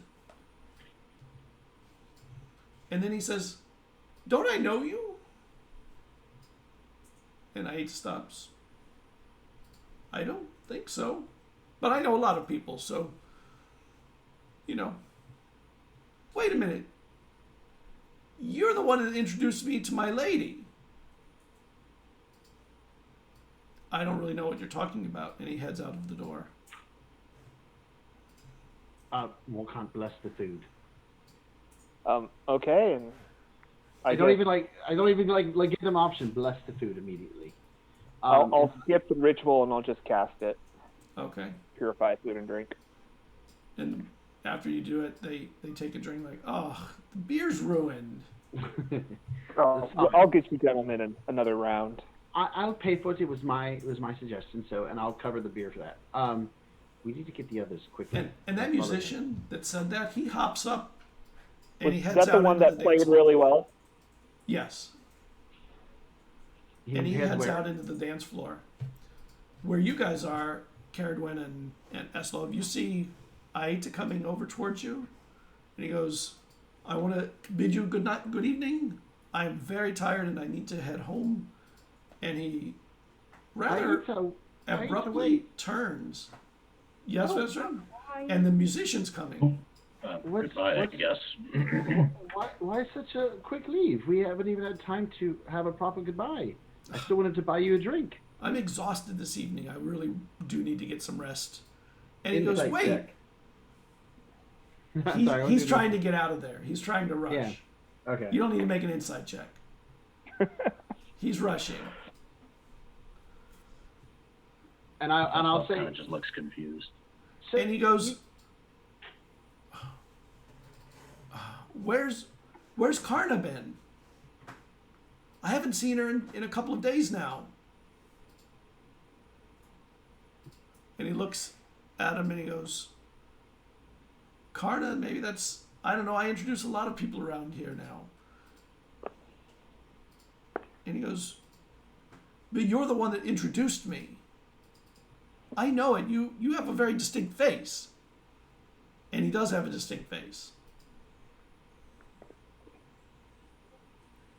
Well, I don't know what to say. I don't know who you're talking about. But you introduced me. How can you not know who I'm talking about? I meet a lot of people, so I don't really know if you're trying to accuse me of knowing someone I don't know, or it could be someone that I have met and introduced you to but didn't know well. what was the other Good guy's evening, name? gentlemen. Wait, real quick before he leaves. What was the other one? Argotha? Argoth. Argotha, you're right, there's an accent on the I'll Argotha. say, Argotha. I'll say that to him. And just to see if he has a reaction to it. He looks at you. I have to be leaving. I'm really exhausted. I've been dancing all night. Are you sure? And he heads to the door. What was his reaction? Like, can I get an insight on to that? Try to do an insight roll? Yeah, make an insight check. Were we watching? You can see Natural him from the 17. back. You can see him from the back. I rolled a natural 17 out of +3, so a 20. Great. It was a sort of uncomfortable look. I'll say Argotha again. Argotha. Like more of like, I think it's him. I don't know what you guys are saying. I'm not here to be accused of knowing people I don't know. And he opens the door and heads out. I motion for us to follow and maybe tell Ida to stay here. I'll quickly get up and as I'm walking out, I'll grab my fur coat, put it on real quick. I'll pay our tab as they're leaving. I- Let me know what it is later. If you catch up with him, can you ask him what happened to Karna? I haven't seen her in 2 days now. What And does I'm very Karna worried look like? about her. What does Karna look like? She's beautiful. She's got long black hair and I'm pretty sure she's a silk locked in merchant. She's a very silk dark- merchant from Valai. She speaks Valetian. I'm pretty sure she's locked away in a very dark room behind some fresh masonry. But she was actually a demon, so you should be quite happy. What are you talking about? I don't know what you're talking about. She was a silk merchant, no demon. Did she also sell And he masks? knows her. What? Did she also sell masks? She loved masks and she would wear some sometimes to show them off. She said that she worked with a mask maker occasionally, but she was a merchant from Valai. She brought silks. She might have been one of the people taken and put inside the others.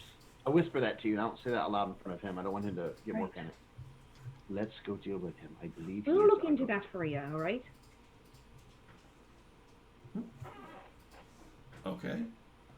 And Edda goes, should I come with you? Stay here with us. Stay here. And Edda we'll can come. handle herself. Of course, Edda, or you can head back to the Soul, whichever you prefer. Oh, that was Edda. I'm sorry. I thought that was the guy. That's Edda. Let's see how she's. Vezem's already walking towards the door because he doesn't want to lose him. And I'll go back to the Soul. Morkan, please be careful. I don't want anything to happen to you. I'll be fine. eyes. Aquor will watch over me. I'll say a prayer. I appreciate it. Thank you very much. I had a lovely evening. Thank you for dancing with me. Me too. As we're walking out, I'll ask Morkant, do you have any weapons on you at all this time? Only the word of Aquor. I'll hand him my dagger. I said, I don't know if you know how to use this, but it's something in a pinch for you in this moment in case we need it.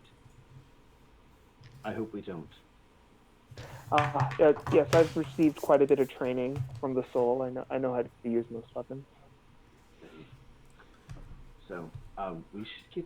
And I don't know. As we're going out, I guess we would relay to them the conversation that was had back behind there to let them know what happened before they come out.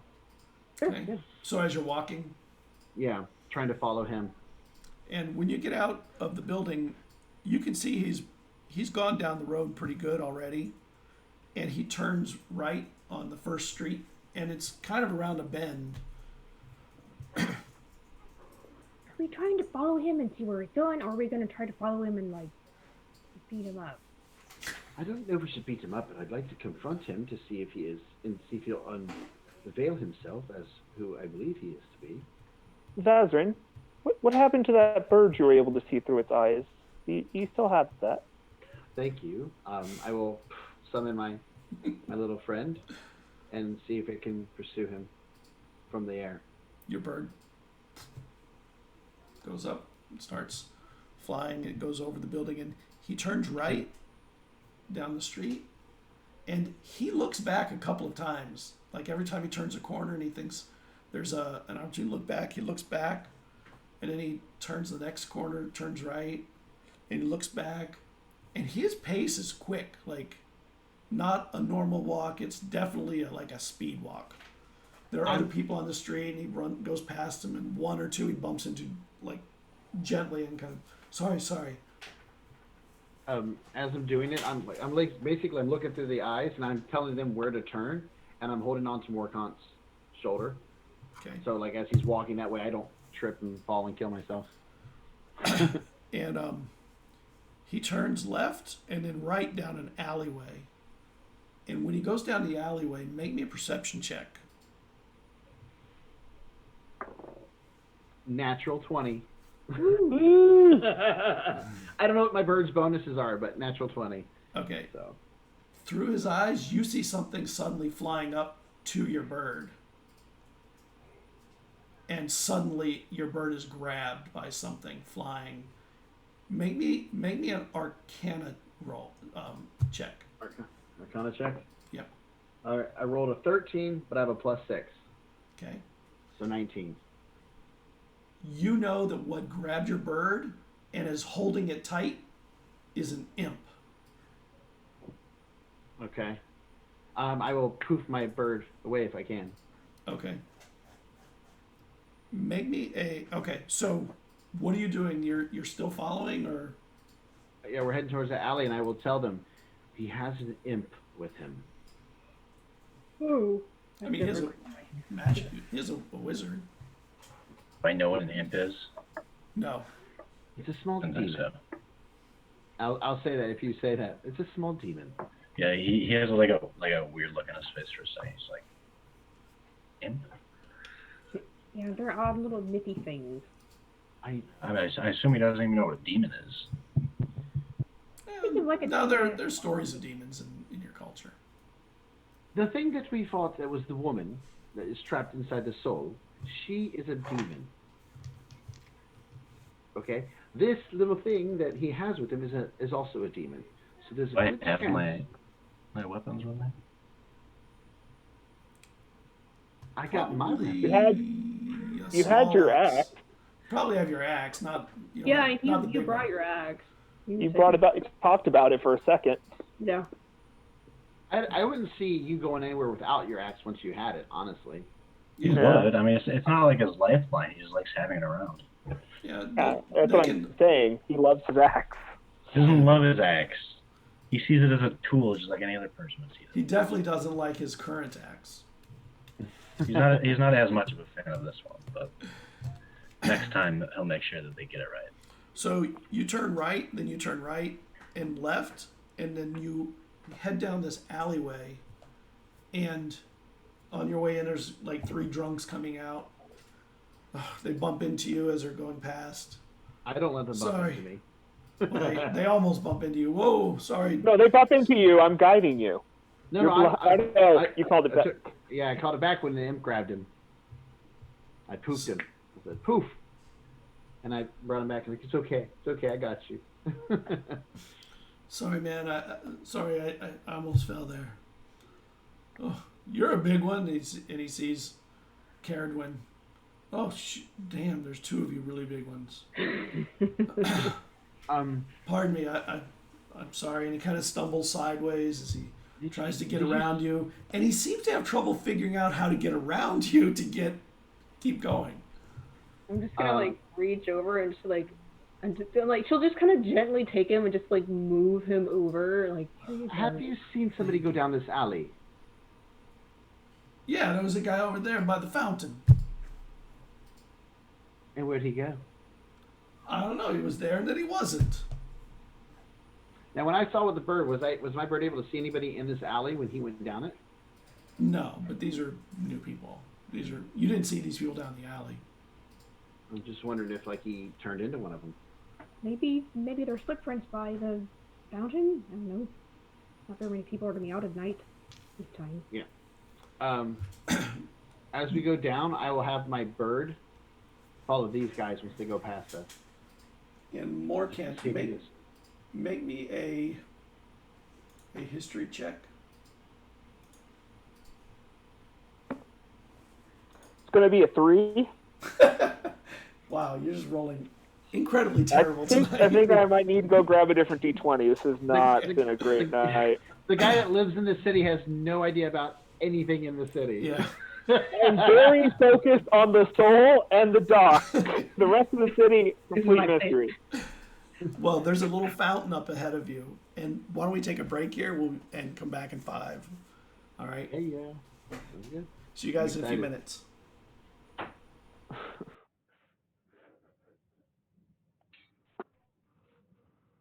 Are we clear?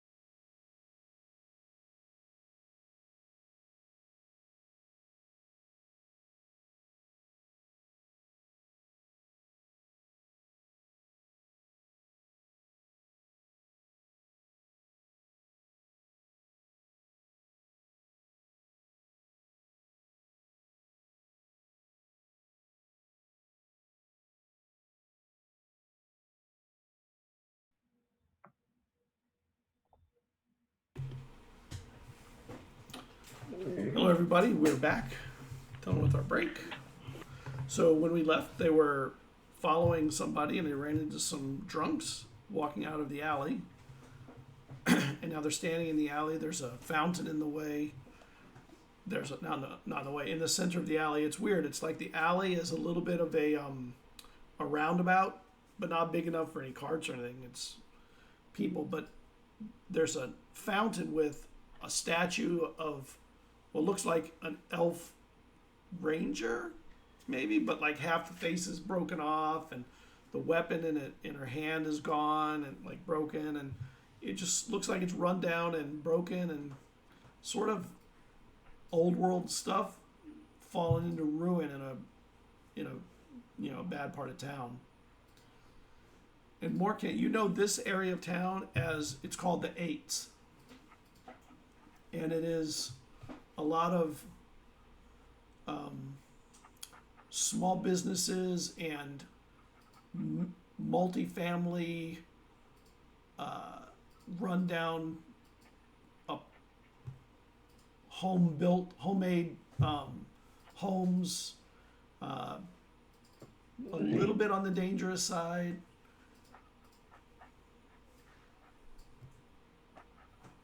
And you're standing in the roundabout of this alleyway, and there's nobody here. The drunks had walked past.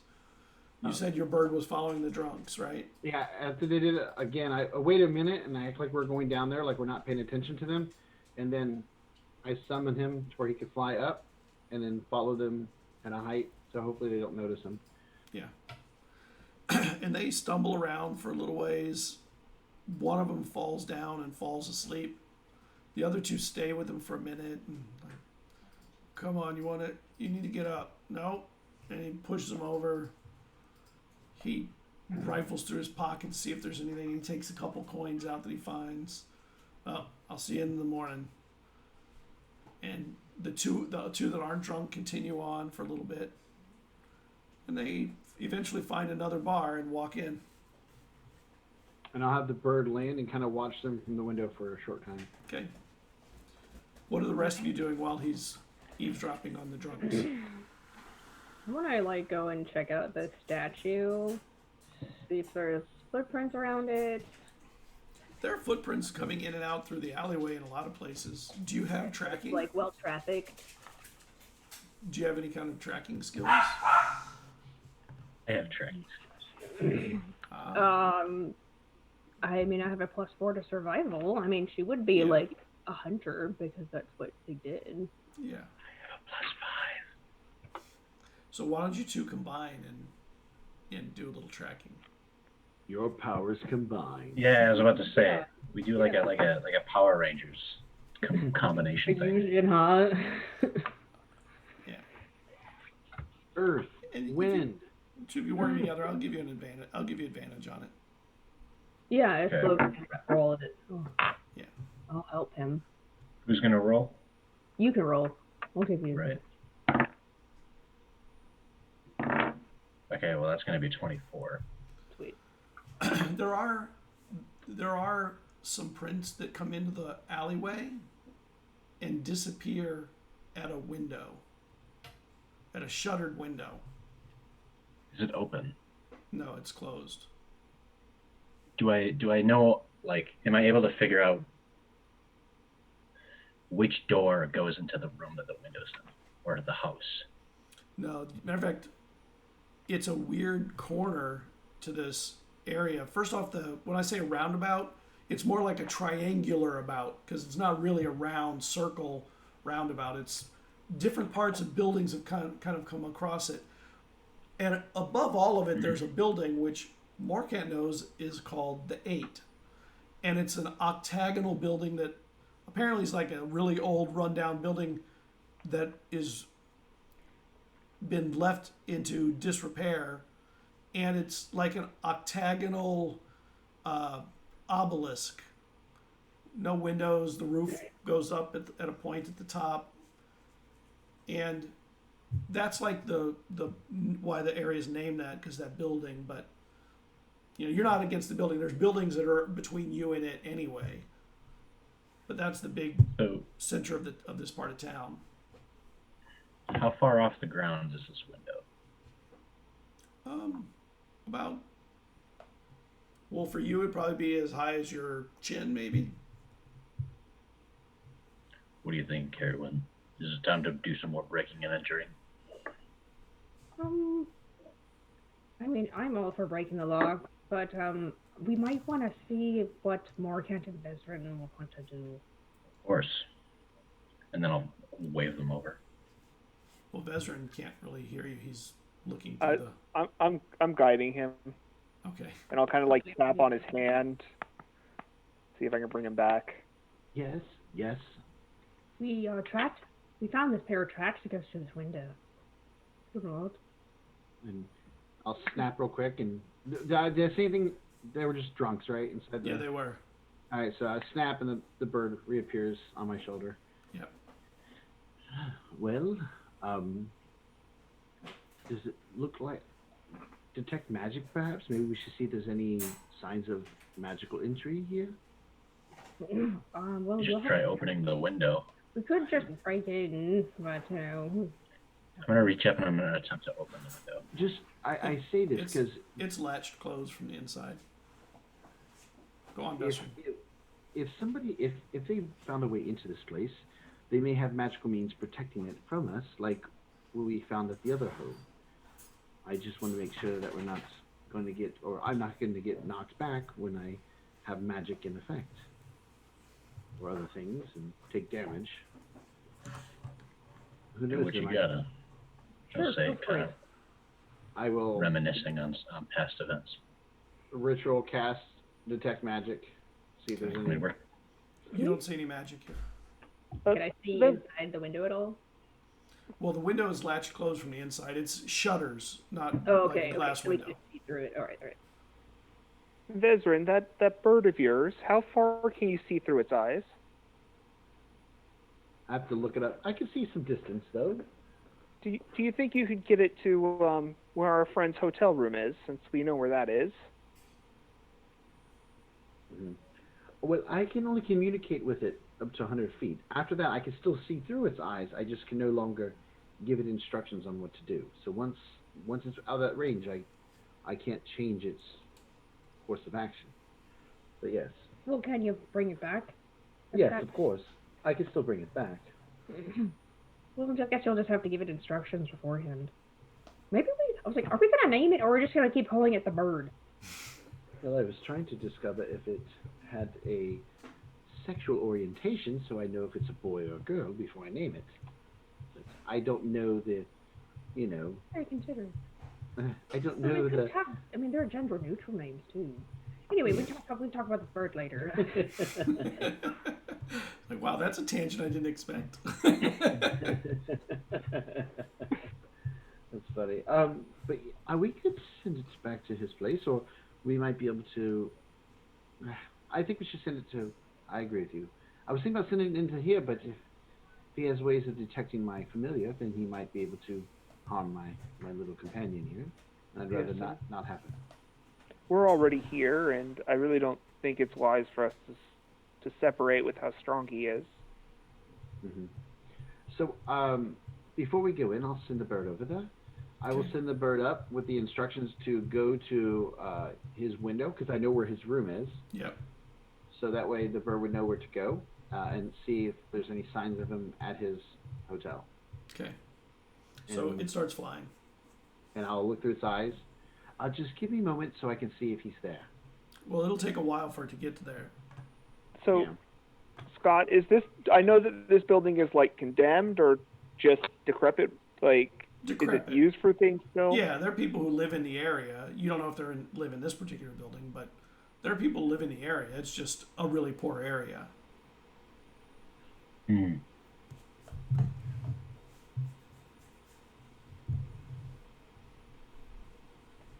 Well, how long do I think it'll take for my bird to get there? Maybe 5 minutes of flying time. We've already spent 10 minutes casting your magic, so what's another 5? Well, we can look for an entrance while my bird's flying. So let's do that. Well, we probably would have looked for a door while you were casting to detect magic. And then Okay. So, make me an investigation roll. Caradwin and Eslov and Morkant. Nope. Not even gonna bother telling you.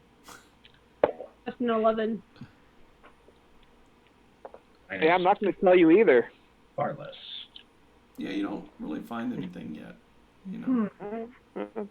Maybe we should just break down the wall right here, Esloff. I mean, that might be the we have a easiest perfectly way. good window that could use some smashing. Okay. With the tech Why don't you magic, give me... with the tech magic, if I walk around, do I see any magic auras around the around the building? No. There's no tool. Esloff, would you like to give me a hoist, and I'll put myself through the window? It's got to be opened first. And so I'll take the axe Okay. and I'll bash it through the window. And you Yeah. hit the window, the shutter on it, it kind of shakes, and the axe goes into it, and eventually you pry it off with it or whatever, break it off, and you realize there's no window behind the shutter. It's a wall. It's a wooden wall. A wooden wall? Okay, well, we can work with that. You can't. Yeah. He'll, like, look at it for a second, really confused, but then he'll shrug and I'll just hit it again. And the other two of you, or the three of you, while he's bashing the other shutter to get it off or whatever, make me a perception check. Yeah, like I could just see Caradwin's just like trying to investigate, and here's this big thud against the wall. 13. It was another perception? Yeah, perception. 21. This wall Dang. moved. 16. This wall didn't move like wood being hit. It moved differently when he struck it one of the times. Wait, it moved differently that time. Like it was a different material being hit than wood? No, it's like the wall itself kind of shifted a little bit like that. Okay. It's like the wall. Did the wall move? Walls don't move. They're walls. I look Everything down moves when you at hit the. it I look with down an at the axe. footprint. I look down at the footprints leading up. Do they seem to be more footprints there now? Well, you guys' footprints are all around it now. Yeah. No, I was just wondering if maybe he's invisible. Step inside, dodging it or something. I don't know. If nothing stops me, then I'll just keep hitting it. I mean, I didn't really have an answer apart from whacking down the door. How decrepit is most of this wall? Is there a spot that's particularly decrepit? Well, this part of the wall looks pretty decent, but would you know that? It looks decent here, but it looks like through paint and stuff that it's been falsely aged to look like the rest. Now that you are spending time looking at it and seeing it.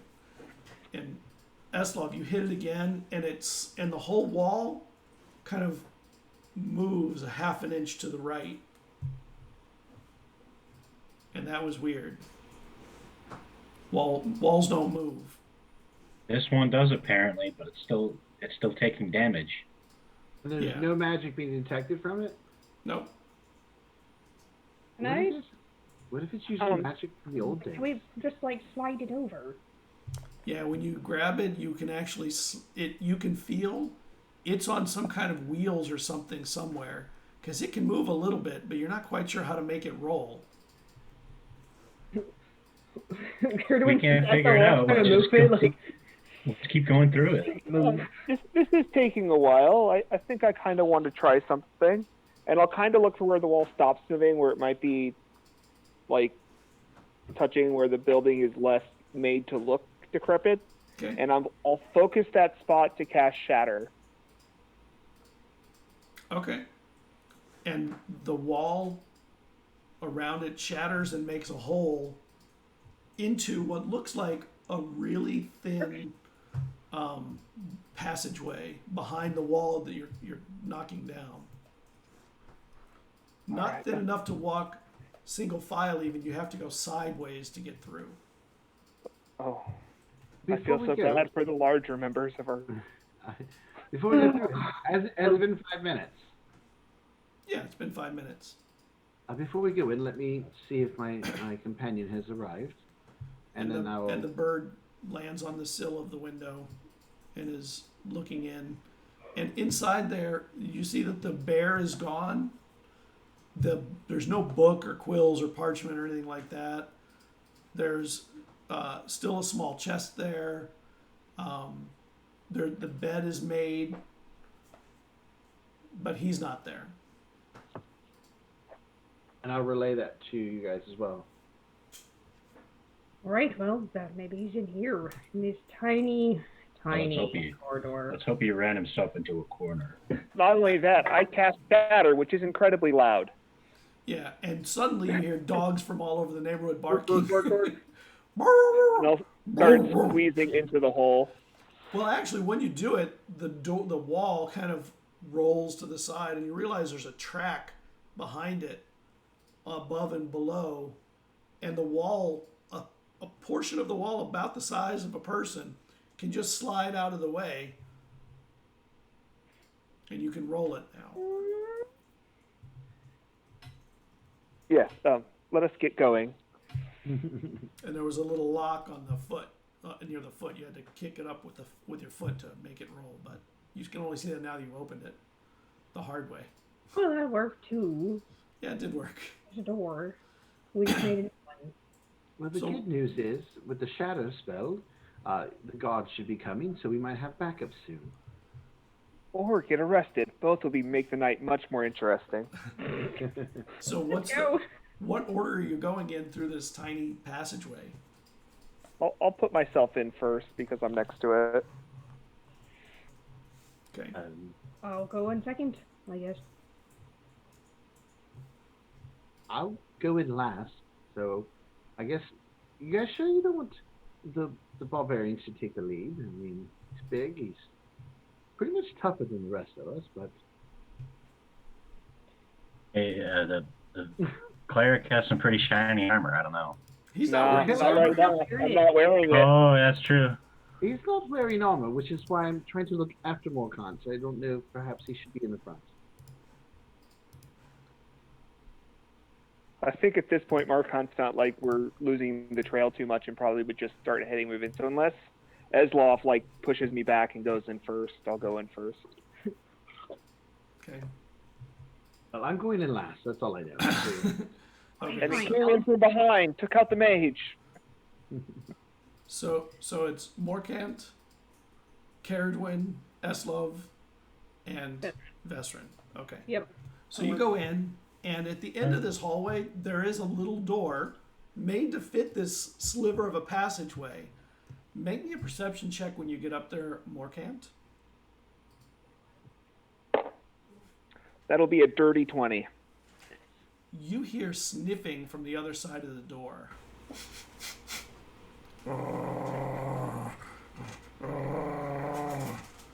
And you hear growling. Just one or multiple? One. And you hear like a claw on the other side of the door. There appears to be some kind of dog on the other side of this door. Oh, Dogs. Does anyone have a little bit of meat? I probably have some. Do I? You might have a piece of fish. Some fish. Yeah, I'll pull it out and I'll hand it to my buddy Morgan. Salted fish. All right. So what I want to try and do, Scott, is I want to try and push on the door and let the dog sniff my hand and see if I can feed it some of the fish to show that I'm friendly. Well, the door is locked. Oh.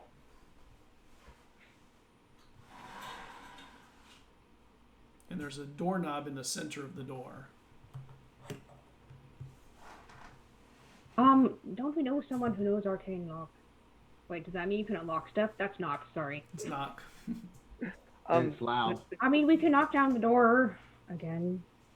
It's I can melt the door handle. You know how well that will go. I'm in the back. Whatever we're going to do, we should probably do it kind of quickly. Okay, I'll cast heat metal on the doorknob and Okay. And the doorknob starts to melt down, and then there's a hole in the door where where the knob was. yeah, no. Does the wood start on fire? Because I don't know. I would get it to the point where it's like stopped and then kind of like take the hilt of my dagger and just kind of like. Well, I mean, it's Okay. still You definitely wanna do that? past the point of combustion for wood. Yeah, it would be. Sure. True. It'll catch on fire around it. Are you okay with that? More can't. The wood catches on fire. But What at do I that point, see through the hole once I look through the flames? you see a dog's eyes looking through it at you, Does it look excited or angry? angry. It's a big Down, black boy, dog. down. And suddenly, through the hole, a blast of fire comes through. Everybody make me a Constitution save. Even the guy in the back? With pleasure. Everybody in that wedge of a passage.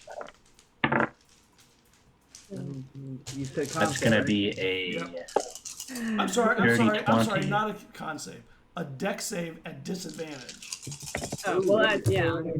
You, Scott. Actually, not too bad. My high was a 17, my low was a 14 plus 3.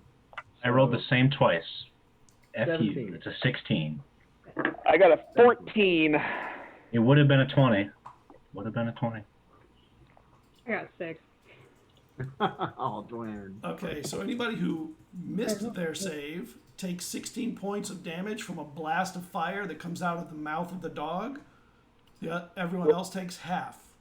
What was the save? It was your deck save at disadvantage. Yeah, but what were we trying to make? What number? Your decks. Oh, No, but you're trying to 17. make. Where did my thing go? How much did you say it was, Scott? 16 or 8.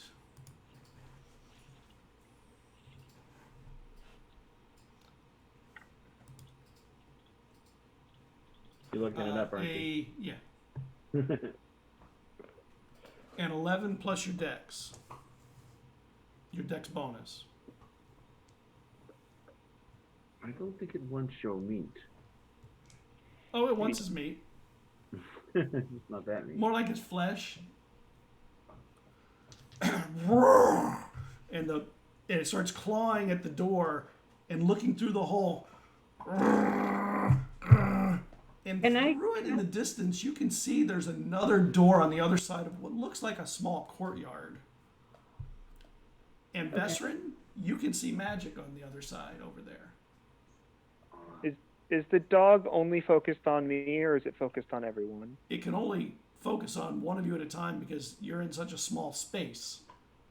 And We're literally in a line. it breathed fire out of its mouth. It wasn't the fire of the door going up. Oh, how many feet was it from me? 2. Would that count as an attack that I can use my Thunderous Rebuke? It would. Let's do that then. Okay. So as the flames come at me, it forces back lightning.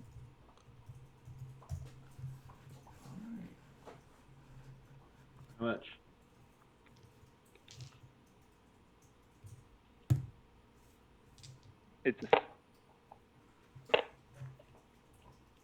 It'll be 8 lightning damage, or half on a failed save.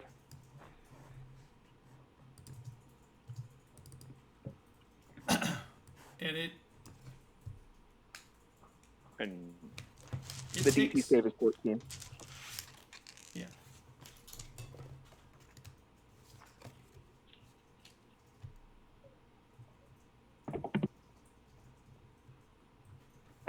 If I It knocks get it a chance, back.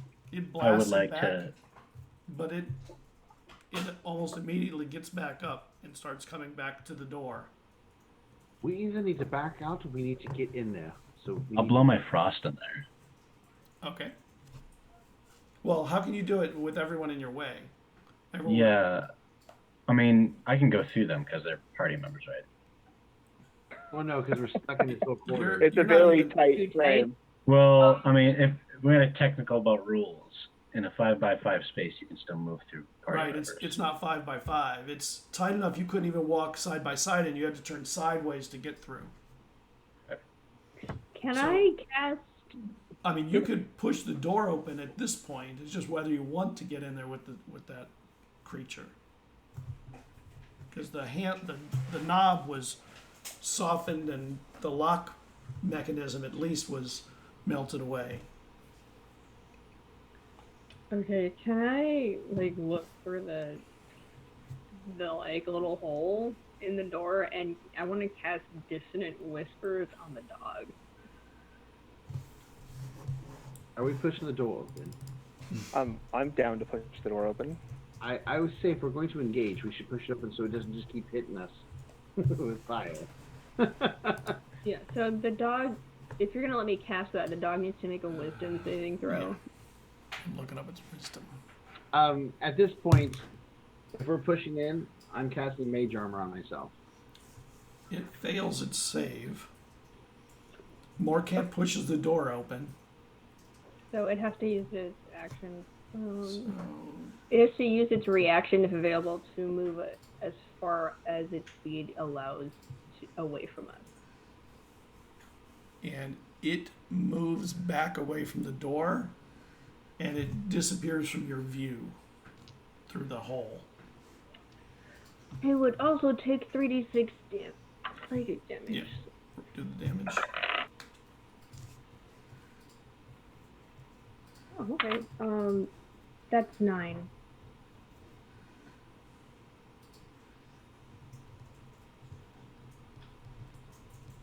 Okay.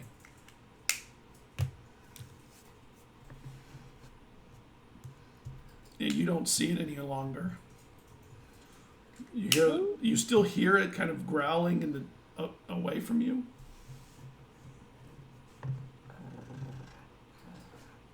Does it More seem like can- we might have scared it off, or like it's using its, or like it's being forced to move, or Like it's moving away from you. okay. Well, he'll be taken off and away from us for a while. Not too much. Okay. It's I good. guess I'll. So when I get through the door, does it open up at all, or is it still a very thin hallway we're sliding through? Yeah, when you get to the door and you open it, it opens up to a small courtyard where there's room for all of you to move.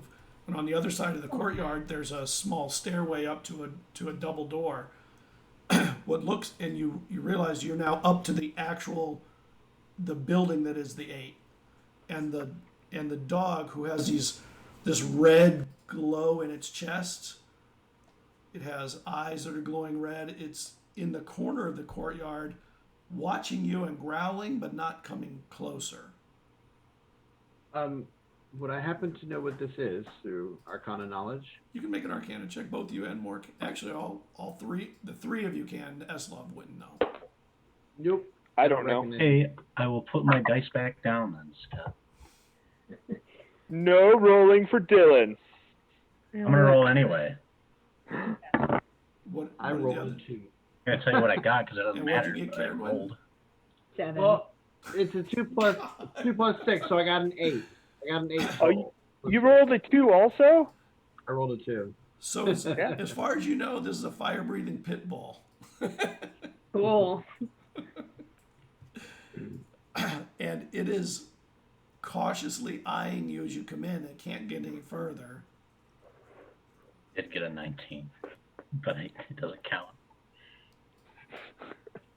All What right. are you doing? The door is, Vestrin, the door in front of you is glowing as your detect magic is still running. What type of magic is it? Abjuration. That door is covered in some type of protective spell. Probably another ward. Now, the question is, do we deal with this creature, or do we leave it?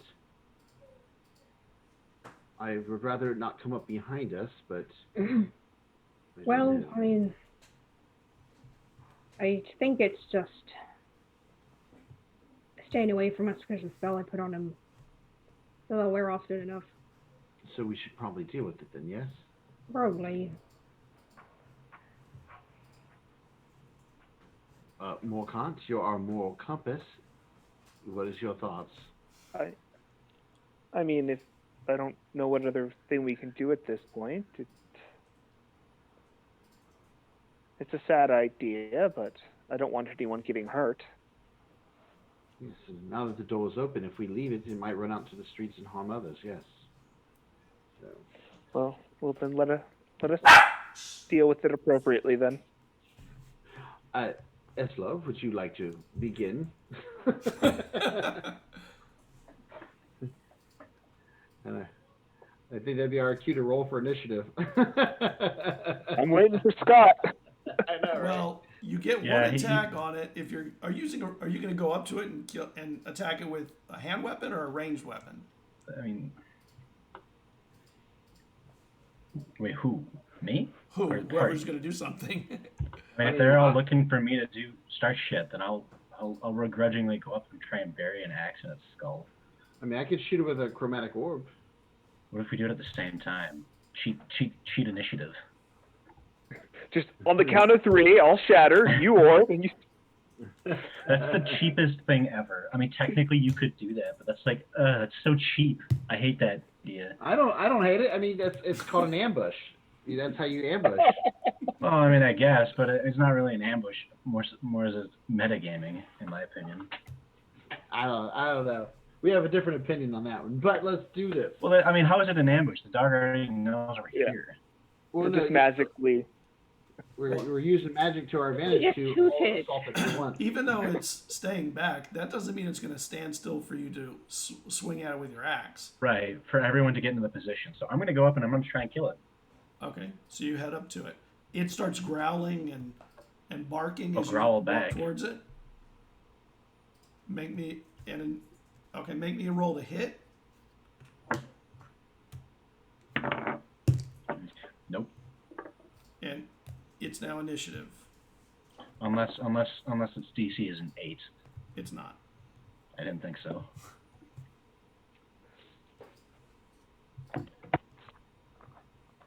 Oh, I'll use my other die for this one.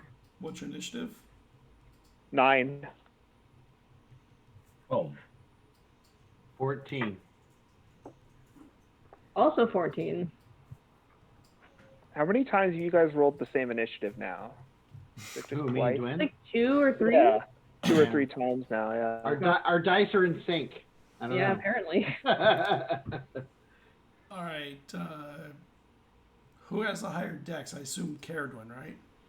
I have a 16 dex. Oh, that's He's good. faster. Okay, so Veteran, you're up. 14. It's that elf blood. Makes Yeah, me fast. that dog, by the way, does not look like he's going to stay back any longer. Yeah. I'm going to. I don't know if I want to hit it with a big spell because we have other things coming up. So I will hit it with a chromatic orb first level chromatic orb. Okay. And I will do. It's got fire, so I don't want to hit it with fire. I'm going to take a note from Eslav's book. It's going to be cold. Okay. So you see him begin to do a ritual that you get, or not ritual, but like a casting that you've seen him do before, but it's slightly different than the other times because now it's a ball of ice that shoots out from his hands. Finally, a respectable way to attack. 15 plus 6, so yeah, I got a plus 6 to my hit, so I love it. Yeah, that'll hit. All right, 3d8. Not much. 4, 8, 10. Okay.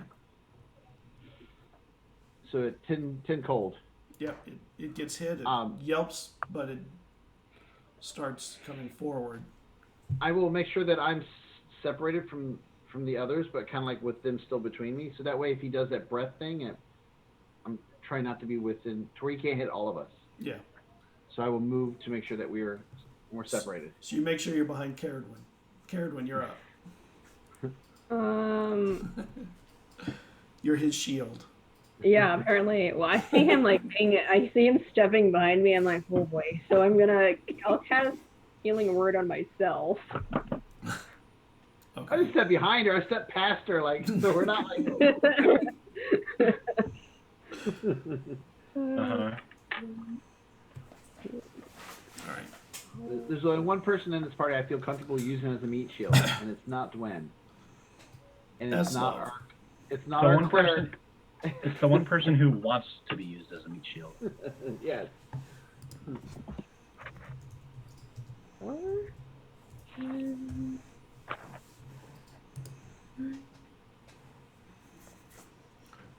Okay, cool.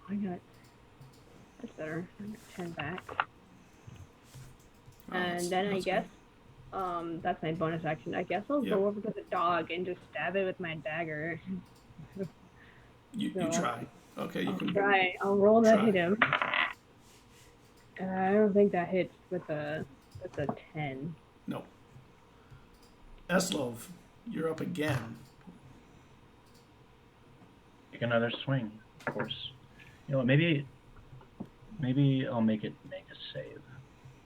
I think I'll do that instead. Okay. I'm going to use my breath weapon. Okay. Just right on the dog. Yep. And it has to make a Constitution saving throw. I almost Yeah. dropped my dice. And it actually missed. It has a good con too. All right. How much does it take? Maybe 5 cold damage. Oof. I know. Breath weapon is so powerful. I love it. But just to get him back for breathing fire in my face, I'm gonna breathe frost in his face. And then when you do that, it leaps at you and attacks you. Okay. I'll allow it.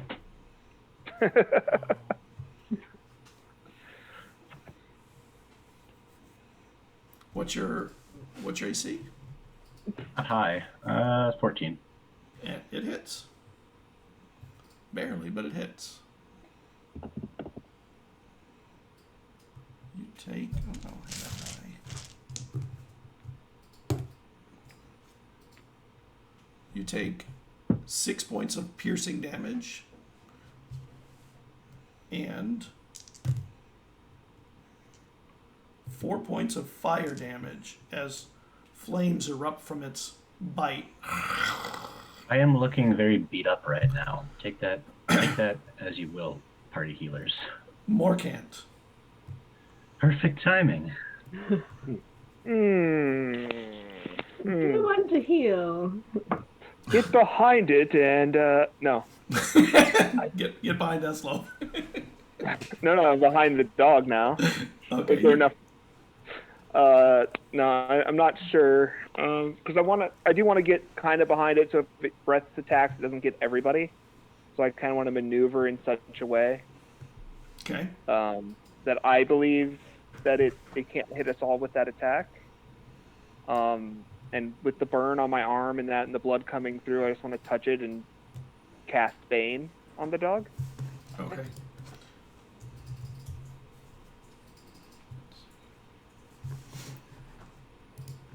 Sorry, Esloff. Do we have potions? I can't remember. Don't we have a couple potions of healing? I don't believe we do. I don't know. I thought we I came. I can't know. remember. I can't remember if we did or didn't. Honestly. All I know is Morkant does not. All I'm Yeah. saying is if I get knocked out for the first time and it's by a dog, I'm gonna be kind of. It's a badass dog. I'll get you back up. It's still a dog. It failed its charisma save, so it will be at minus D4. You can roll the D4 if you want for its next thing. And it's back up to Vesrin. How hurt does this thing look at this time? It looks hurt, but it's hard to tell with something that has flames kind of licking outside the wounds and stuff. I'm going to cast. I'm going to cast Chromatic Orb, but this time at a 2nd level. Okay. Same, colds, since it seemed to hurt it. A total of a 19, so. That definitely hits. Okay. This one's better. 18 points. And Oh, actually, wait, no, I gotta roll one more dice because I forgot I rolled it at second level. 18, 20. Roll a 2. and it gets hit with that, and it kind of knocks it back, and it like falls over, and you see the flames, and it sort of fade out, and its head just falls to the side, and its red eyes go to black. R.I.P. We're all looking kind of hurt. Would you guys think it's just take a quick little 10-minute and I'll say a prayer to give us strength? Yes, that might be Yeah, wise. that'd be great. All right. I'll cast prayer of healing. Okay. 2d8. That was a strange dog. Are all dogs like that here? No. I'm gonna... Caradine's just kind of poking it because she's that person. So that's What? 18 for everybody. Its body feels like it's hardening into like a charcoal or something. Is it like ashy or like...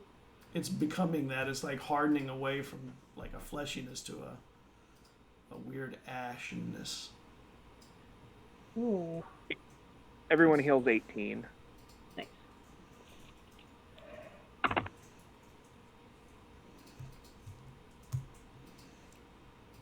I don't think this dog is from around here. I would agree. I don't think I've ever seen a normal dog breathe fire or glow like that in its chest. By the way, Morkan, Thanks, thank you for it's those fine. words. During that 10 minutes, can you guys like inspect the door or something? While I'm Yeah, casting?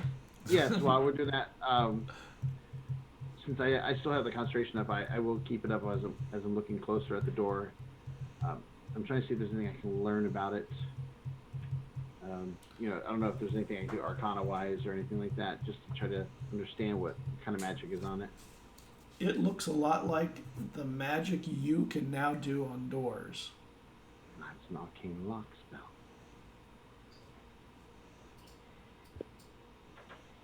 I'm gonna break through that door. Well, what's the wall look like? What's the what look like? What does the wall look like? Is it made of wood? Oh Is no, it the stone? wall is stone, Mm. and it's a smooth stone all the way up. There, you don't even see windows to this thing. Smooth stone. So it doesn't look like it's brick or anything. It's just one solid rock. It's like it's solid. Yep.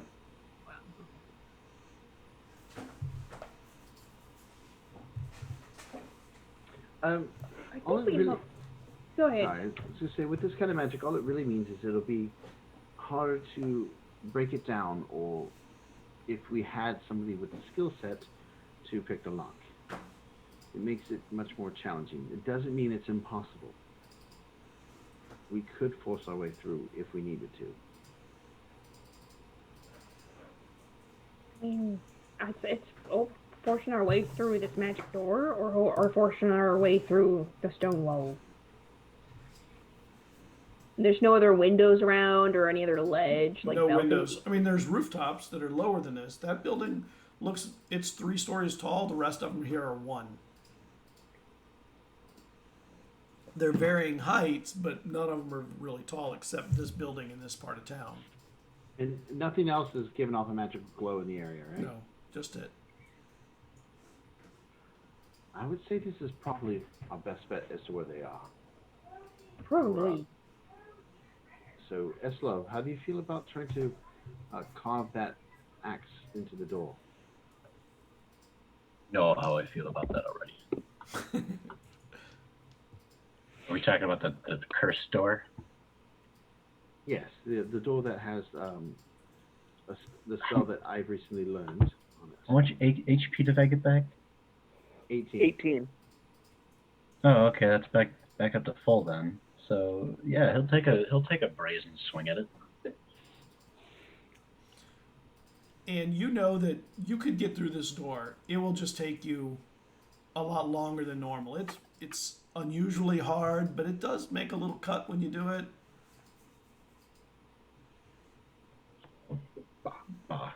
I'll hand one of my hatchets to Morkant and another one to Desrin.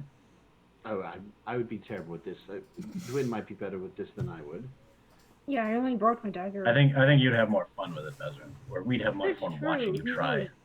would. Yes, well, I think if you I should was do to it. I think you should do it. I would just use spells, and I can help as well. I'll hit it with fire bolts repeatedly. He holds the hatchet with his pinky up. I handed the hatchet to Dwayne, like, ew, take this, and then I will throw flaming fire bolts at the door as well whenever they're not hitting it, so to help bust through it. And combining your efforts, you can see that it does take damage, and you start doing damage to it, but it does take a lot longer than you would think a door like this would take. And you slowly but surely bash through around the lock area. By the time you get through, you're pretty exhausted, but you do eventually get the handle off and pull it through and are able to open it by just... Whew, well, that was a workout. For you three. For you three, not so much for me. We're all like... I'm just doing this. Poof. And Poof. inside there's a small, looks like a foyer with a table on it, and on the table there's a vase with some dried plants in it. On the left of that there's a little bowl, a wide brim bowl with fire in it that is just, burning, like giving light. Looks like it's burning some oil in the bowl. Hello? We were knocking, but we noticed the door becomes open when you smashed it enough. Is anyone in here? That's your dog.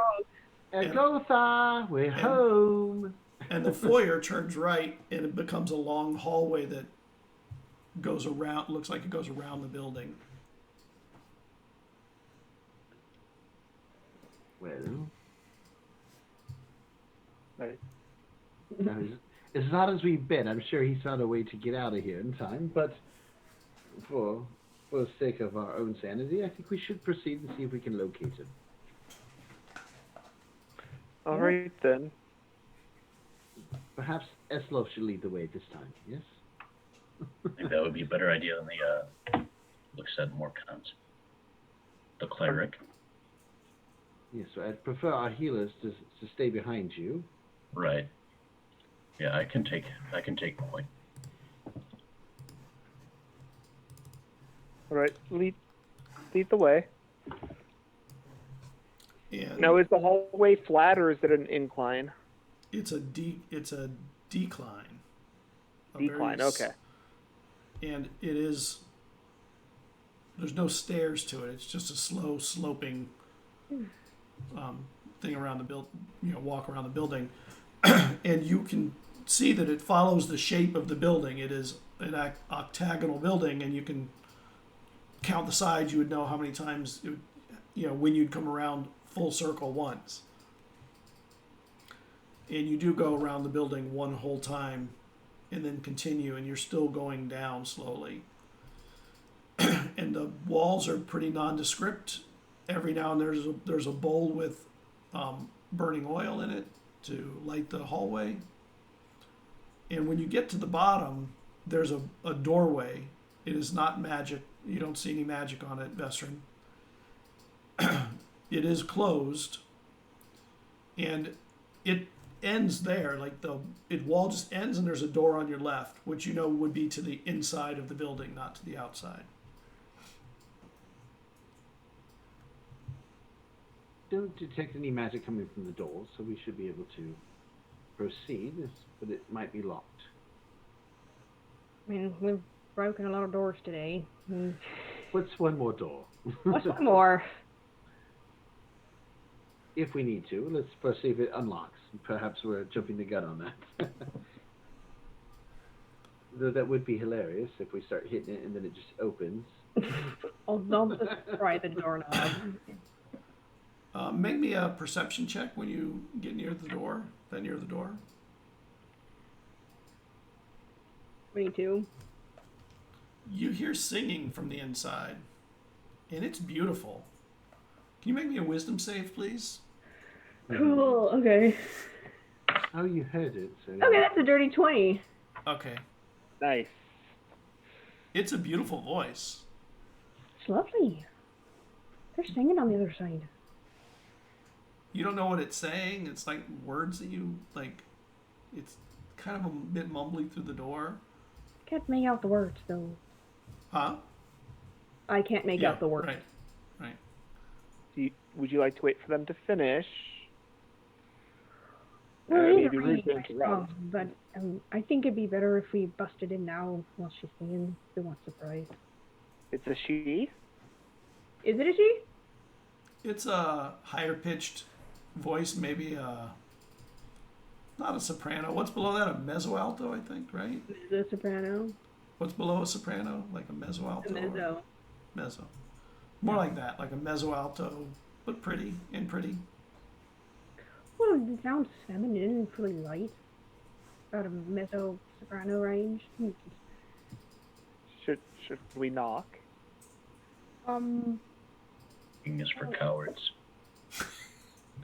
I don't actually say that. That's not something you say, but I don't know if knocking will really make a difference as we already broke into her house. So As long as you were. yes. So How all would in you like favor to open this door? of busting in? I'll kick it open. All right. You kick it and it opens up. I have my And axe in both hands and I just stomp in. And it's dark in there, and the singing is really loud all of a sudden. Can everybody I don't have make? decoration. Can everyone else make me a wisdom save? Except for me. No, except for Caradwin. 23. 12. 17. Okay. Okay, nice. You did well. You hear the I singing from inside. You passed, yes. It's a DC I 11. was, oh my god. I was like, thought- oh, I'm done. I thought I was done. I thought we were going to get Vezrin married by the end of the session. And it's dark in the room. There's no light in there. Okay, I'm gonna get my lamp out and light it. And My dark version. Warm me, please. who has dark vision? I forgot who can see in the dark. Only two of us can. Yeah. Half The party. elfish one. And there's a platform that you're at, and stairs that go down into a room. The stairs go down to a larger platform, and it looks like this, where you are, goes a little deeper and then goes all the way to the top of the building, and it's just darkness, and you hear singing still. Hello? Hello? Ezra, do you want to send your little bird friend out? Up the stairs? And make me a perception check. Eslov, you're at the front.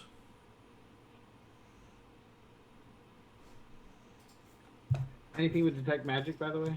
No. Oh. Is that with disadvantage since I can't see? The lamp. No, it's hearing. Okay, so that's gonna be a 19. You hear something moving in the dark. Is it like moving kind of near me? Maybe. Or do I know about where it is? You think relative it to might be me. from above or something. I'm gonna look up. And you look up just in time to see this winged woman with bird clawed legs fly down at you and try and grab you and miss, and then try to back away into the darkness. Do I have time to reach out and grab them? You can take, you can make a reaction. What would that be? Would that be a grapple Yeah, check? grapple. You could try and grapple.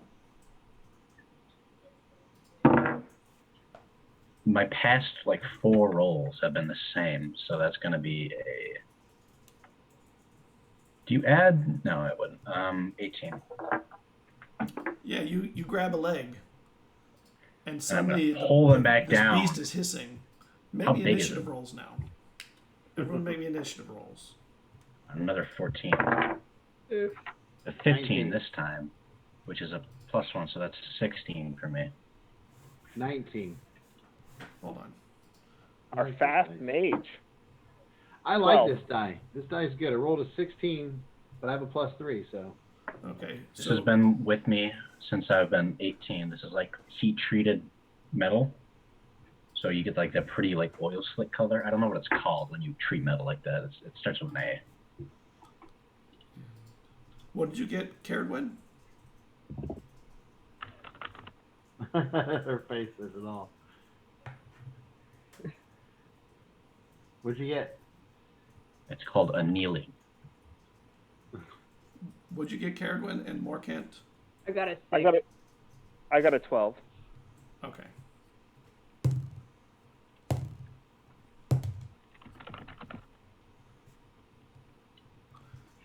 And when you grab this thing, it tries to use its wings to pull you towards the edge of the platform. And it's stronger than you would have thought. It's not as strong as you, though, so you're able to hold back. Vesrin, 19. Damn. I'm going to try to shoot it with firebolts because I don't want to waste all my spells on things before we get to our main event. Aim well, Vezrin. 19 again. That hits. Wow. That is a nice die, too. Yeah, it's a Kraken die, and I got it when I bought some new dice, and it was like an extra in the thing. So Oh, nice. I'm like, all right, let's try it out, and it's been working pretty good tonight. I wish I could say for the other ones for the dice. That would only going to be 4 points with that. Okay. And it hit one of the one that he's holding. It hisses when it gets hit with the fire, and you know that it does damage. You can see it singe its skin. By the way, she's naked, and like the bottom of her is like bird claws, and she has fangs and sharp teeth rather than flat teeth. What kind of wings are they? Are they bird wings or are they like bat wings? Yeah, they're bird wings. And she has no arms. She has, on her wings, she has little hand digits on the wings Okay. themselves. Okay. Okay. 18, Eslov. What kind of like? Is it like a humanoid? Yes. Or is it like a? Okay. I'll grab him by the neck, and I'll just with my other hand, I'll bop them on the head, with the intent to kill, of course. Okay. I'm assuming that's not with advantage. No. Natural It's 1. fighting you. Oh, yeah, you miss. It's hard to hit because it's really flapping around. All right. Eslov, another one comes down out of the sky, out of the darkness. What's your AC? 14. Oh, it just misses. It misses, and it kind of dove like a bird and went past as it did it.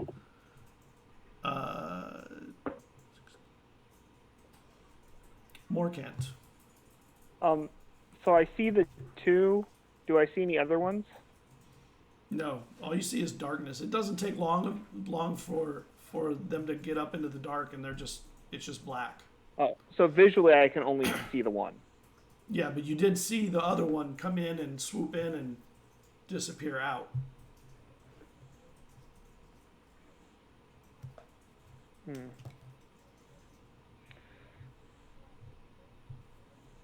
So I'll kind of shout out into them. It's like, if you can communicate with us, I would really much prefer to talk than to fight. And look around, and then with my bonus action, I'll cast Shield of Faith on Gwen. Okay. Nice.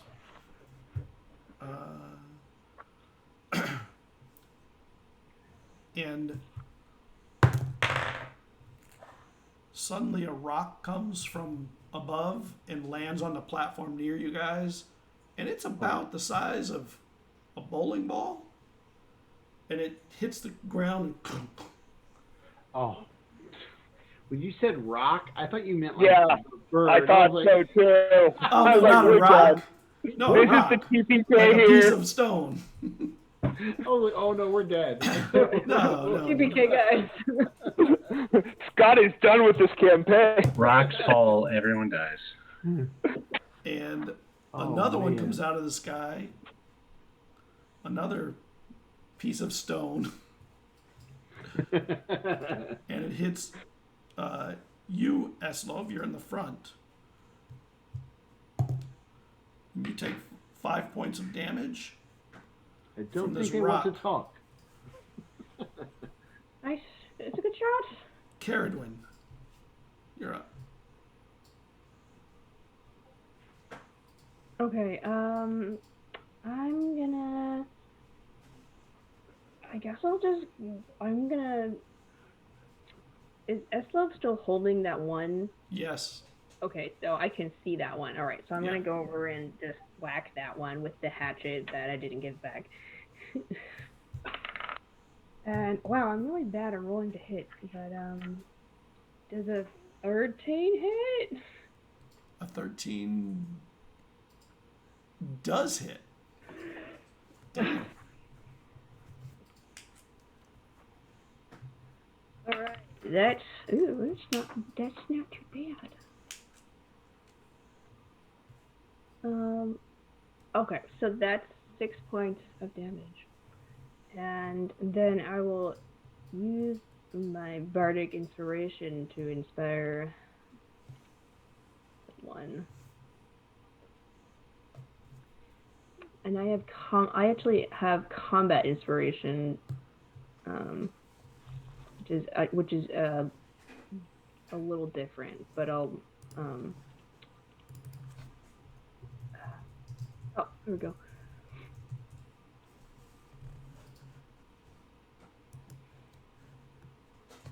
Who are you doing it for? I'll do it Oh, for I guess I'll do it for Eslov because he's Generous. most likely to do melee attacks. And I thought you were about to say the most likable.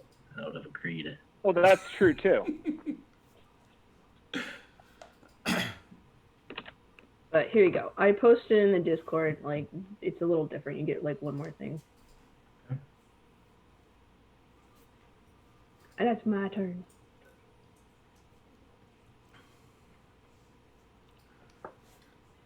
Okay, so you get to add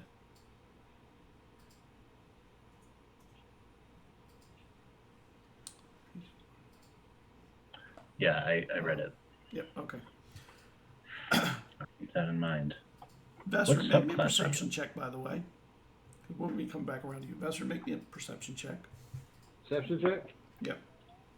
I hate you. You jinxed my die. I roll. It's rolling like shit now. Yeah, I don't see it. Okay. I rolled a nat 2, so. Okay, so we're back up to the top then. So Vesserin, you're up.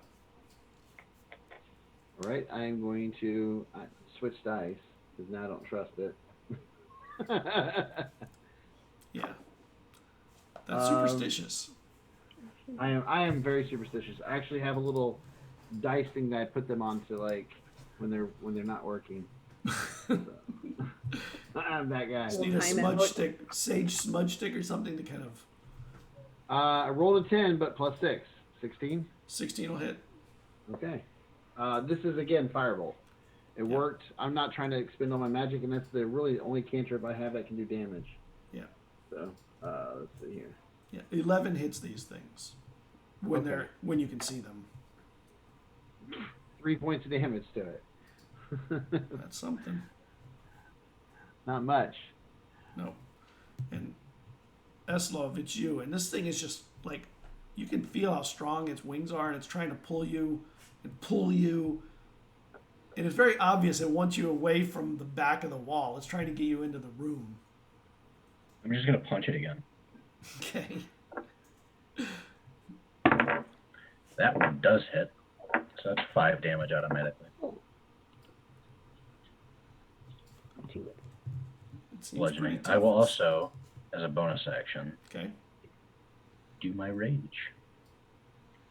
Nice. This could use that. So I get plus 6 temp HP. Max on that. So you start getting. Maybe I should do that beforehand. Can I retcon that? Can I say I did that before? Because then I get go- 1 extra yeah, damage. Yeah, get your rage on. I get 1 extra damage, so that's 6 damage from that attack. Yeah. Wait, no, Okay. that's 8 damage now. Pretty tough fist. Assuming my fist counts as a strength weapon.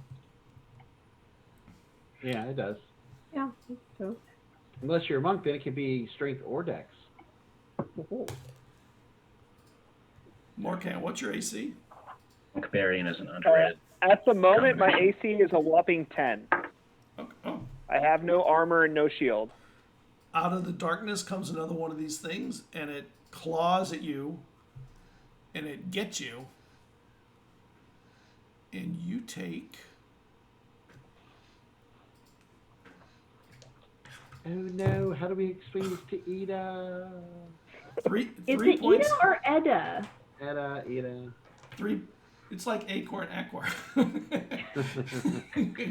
tomato. You take 3 points of damage, and it pulls you. Make me a strength save against Come on. its strength. You got Strength this. save. You That's got going to be a the 10. Okay. And it pulls you to the edge of the platform, and you feel your foot slide off the platform, and you feel yourself going over.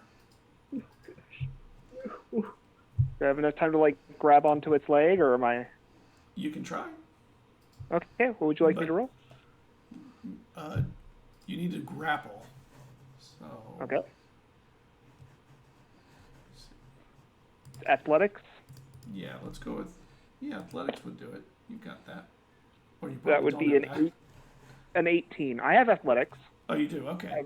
I'm proficient. I'll give you that. So you grab it, 18. and let's see if it can. I'm like dangling. You're dangling, and you feel you have 1 foot on the platform, 1 off, and being pulled away from the platform. And that's when you realize how high you are up from the floor down there.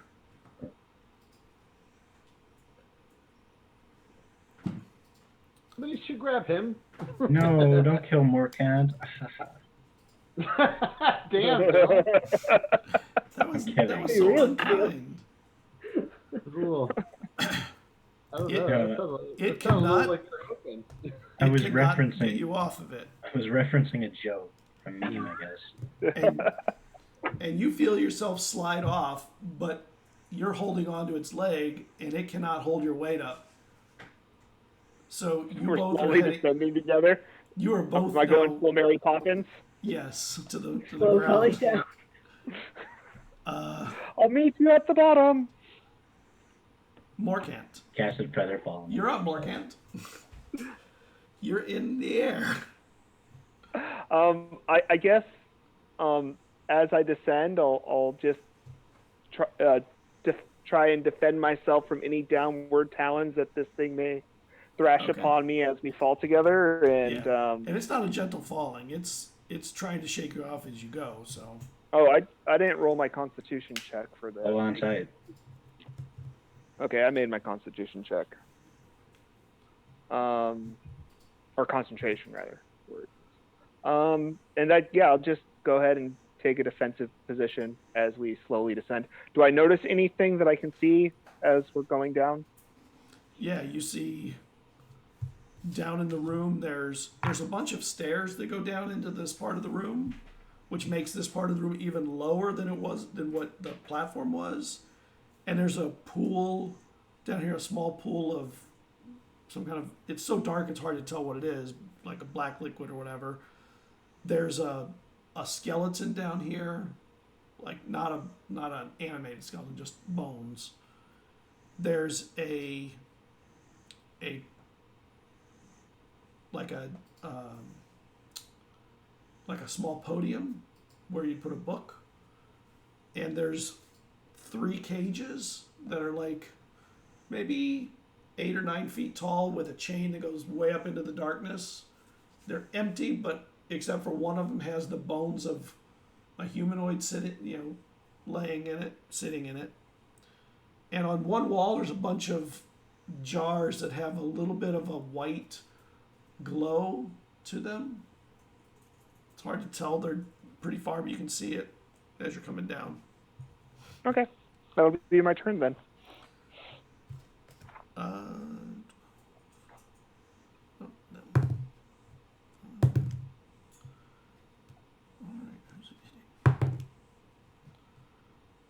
Vesrin, you get hit by a rock that falls from the sky.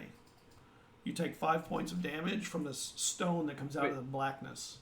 What's the? I mean, because I have a 16 armor class, and Yep. I could throw up shield if that'll be enough to block it. Yeah, you could. You can. Yeah, I don't want to get hit. Throw up shield. Yep. That shield. And it hits the shield and falls to the side, and you realize you were that close to a mini pummeling. Yes. By also doing that, I get to activate my arcane ward, which gives me 10 extra hit points. So Okay. I have temporary Nice. hit points,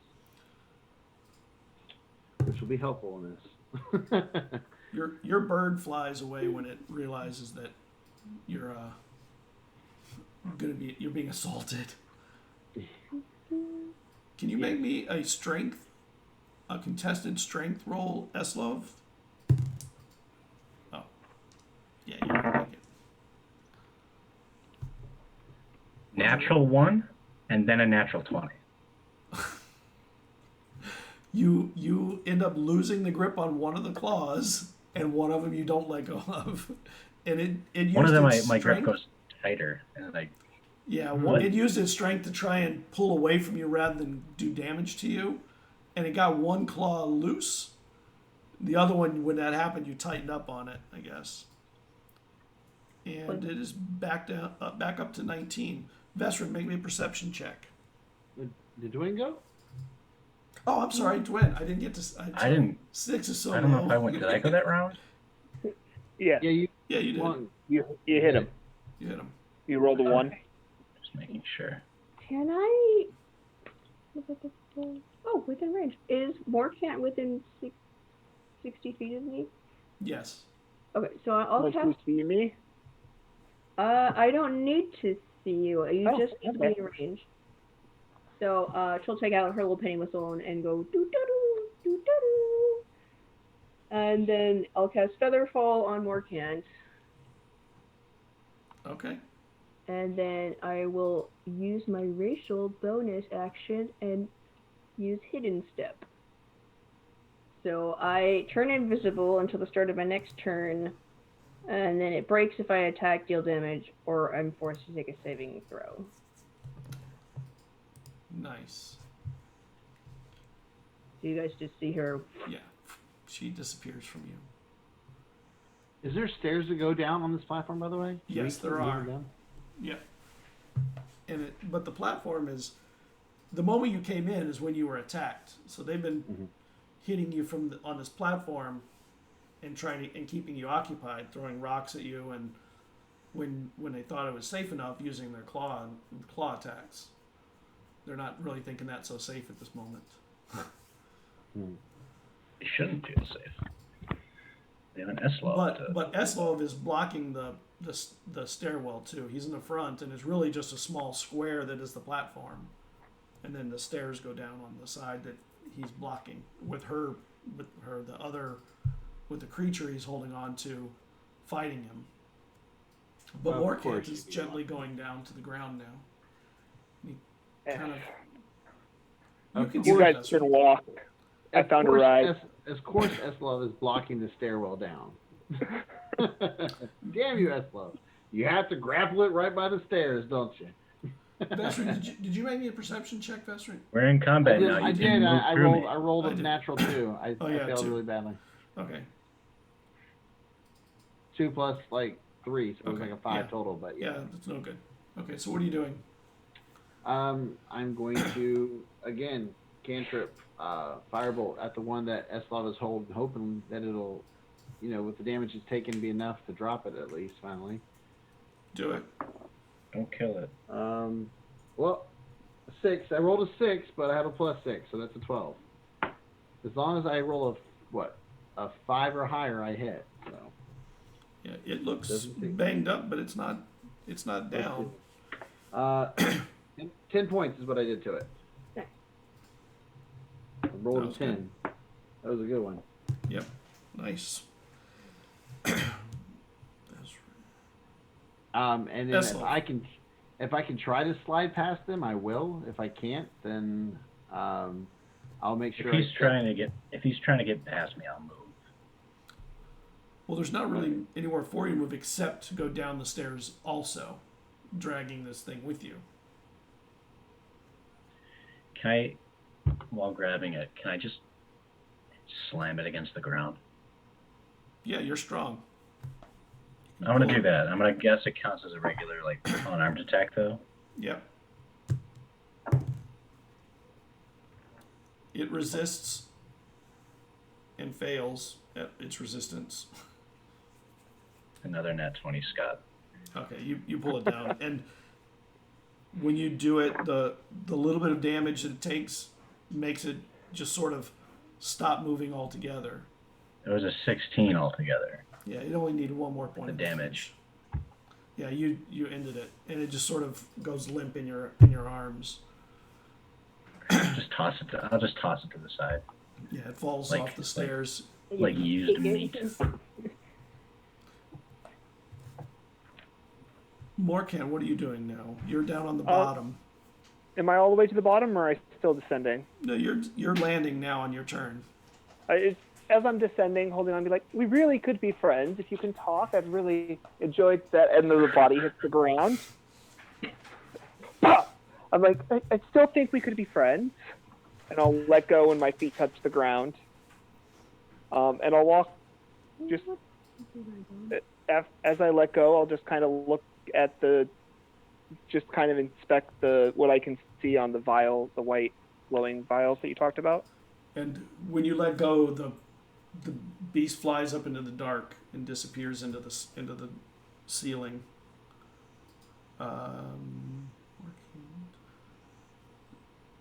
And you don't see the other ones. Caradwin, what are you doing now that you're invisible?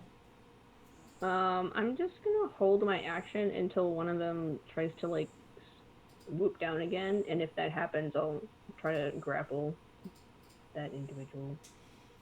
Okay. You don't see them coming down at the moment. And Vesser, what are you doing? If I see one, I will shoot at it as I'm moving down. You don't see one now. Yes. Well, I'll move as far as I can, and I'll hold an action to fire a cantrip, firebolt at one if they show up. If they start to come down, Okay. then I will release a cantrip at it. I hold my action to take a swing at one. Okay. I'll take my axe out and I'll walk down. So you start walking down the stairs. Okay. Yeah. Yeah. And Caradwin, you're at the back of the group, or right in front of Vesserin, and you're heading down with them, and the now that you don't you're not being attacked directly that you know of, you realize what are what a horrible smell is in here. And as you're walking along the stairs, you realize there's fecal matter and bones with bits of flesh on them.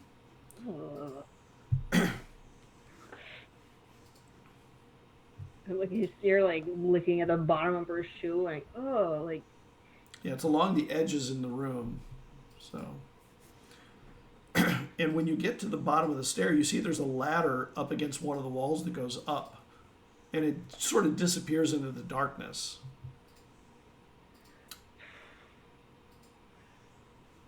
You have you have a lantern, right? I do. Is it lit? It is lit. Okay, so there's a floating lantern. Chill. Well, like her visibility only lasts for like 6 seconds because that's Yeah. one turn. Yeah. So you're visible again, and Vesserin, who's behind you, he knew you were there because of your lantern, but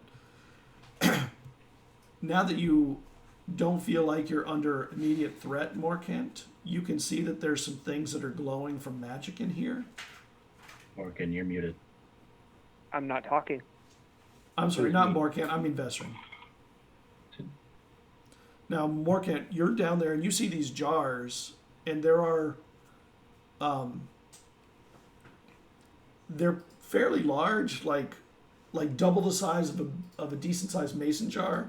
There's no writing on them. They're clear, maybe a little bit frosted, and there's like a almost like a fog in them that's glowing very gently white, and there's some kind of metal bars that wrap around each one that almost look like a spider wrapping its legs around the jars. Do I see these jars at this point too as we're going down? You do. They're glowing magically, and you What- see a couple of other things glowing magically in here. Now, what are they? The things I see glowing. What are they giving off? Necromancy. That's what those. Everything in there, or just those things? Those things. Those are pretty obvious.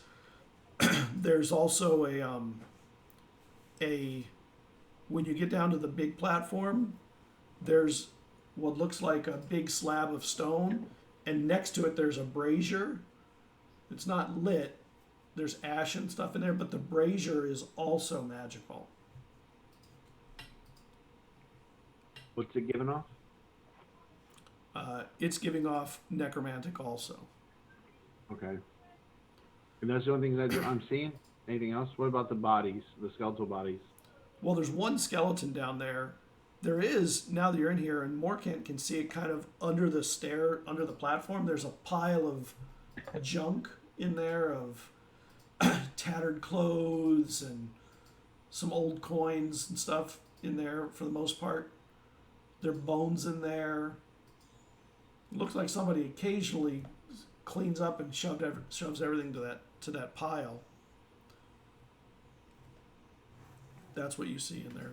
That you can see magical.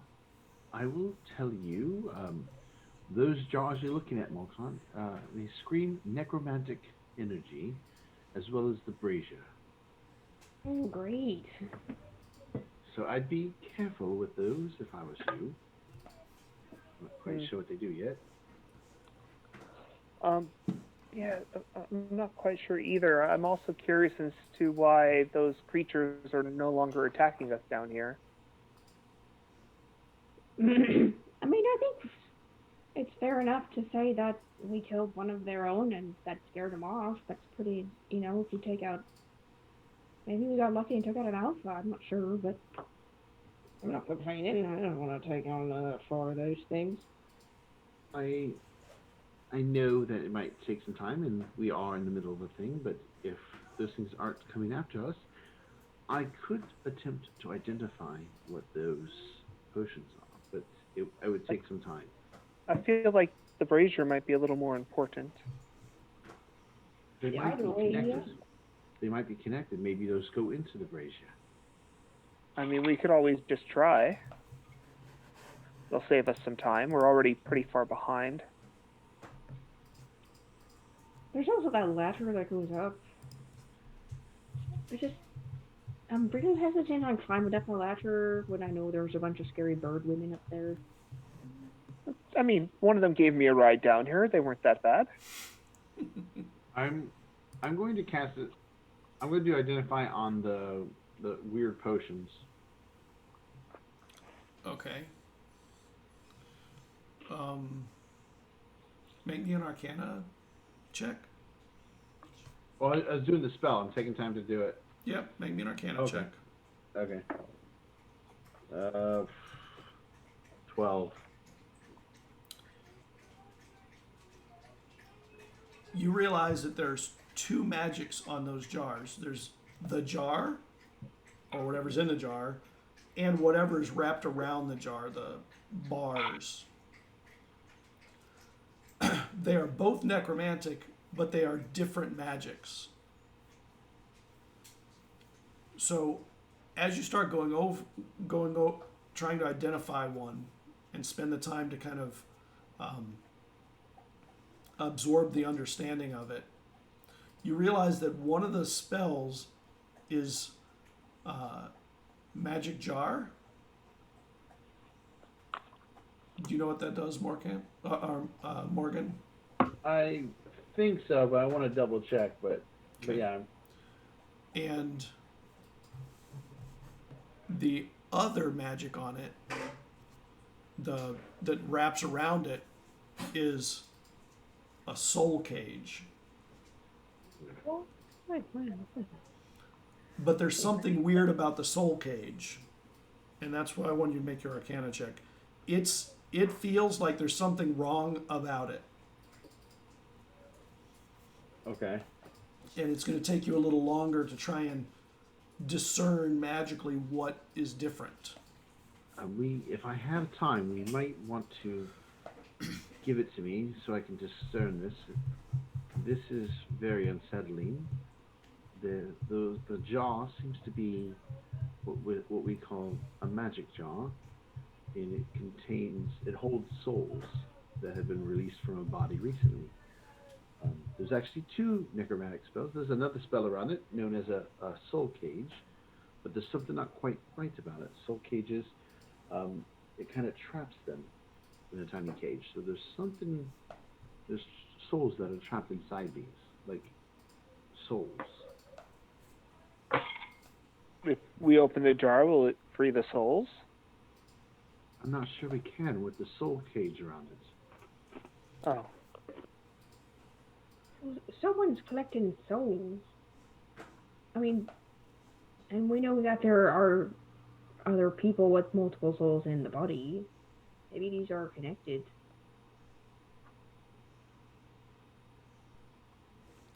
Like, he's listening to you, but like he's like so studying this stuff. I'm really reading up on the spell here, but like Okay, so he's really focused on that while you guys are doing your stuff. while you're looking at it, you realize that the soul cage is inverted. It is meant to keep the soul out of the jar, not in the jar.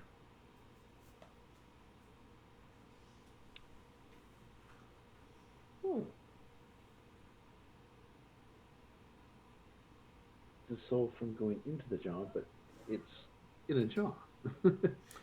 Well, you don't know if there's a soul in there. You just know that the jar is a magic jar that could hold one. Kierduin's just gonna be like, well, she's gonna look over back at the ladder and then up it and then like sigh and just start climbing it. I'm just gonna climb the ladder. I can come with you, and I'll follow. I look over that brazier like I really want to know what it does, but if we're moving forward. And as you climb up, you realize the ladder ends. Make me a perception check. Okay, that's not the best. That's an 11. And one of the bird beasts swoops down and tries to pull you along the ladder to get you to fall. And it tries to, but as you're doing it, you realize there's a little bit of a ledge you can hold on, and it misses. Morkan, you see that too. You see the bird swoop in and try and knock her off. I thought we were friends. Scared you off. Apparently not. Just like, waving her hatchet around. Do we make it to the top of the ladder yet? When you get, at the top, you were at the top of the ladder, and there's a ledge, and in the ledge you feel all this hay and bones, and like this might be a roost. Are there eggs in it? No eggs. A lot of hay and bones and things like that. Well, it looks like we found a nest. Kind of like stands up and like shucks. Yeah, like the ledge runs along the edge of one of the walls at this really high height. And make me a. You can't see in the dark. Did you bring your lantern with you? That would have made the climbing harder. Yeah, she would bring it with her.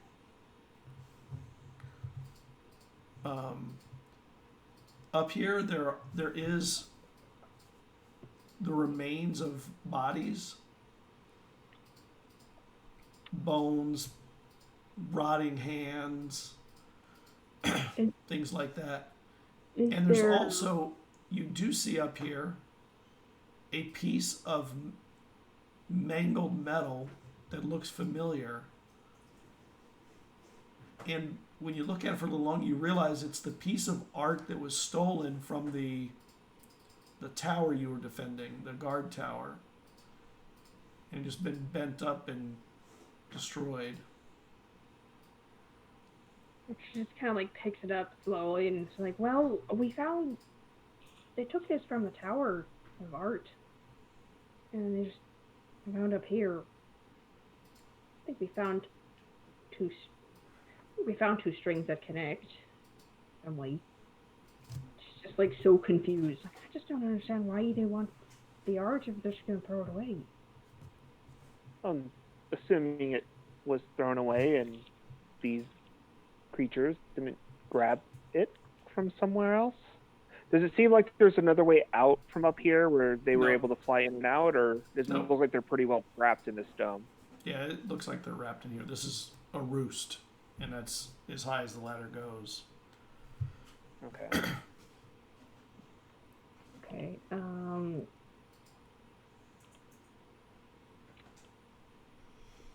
Let me see. I'm just gonna try. I guess I'm gonna try talking to the birds, these humanoid bird people again, but I'll try different languages. I'll start with Elfish, and then Sylvan, and then Giant, and just go down my list. Like, does anyone saying like, you know, we won't hurt you. We just want some answers. We just want to have some questions answered. We'll chew your bones soon enough. Oh, Yes. In But before common. comment. Sorry. One of you is already dead. I'd like to see you try. What did you bring this statue here? Or was it brought to you? That scrap? And one of them lands on the perch, but at the farthest end of the perch from you.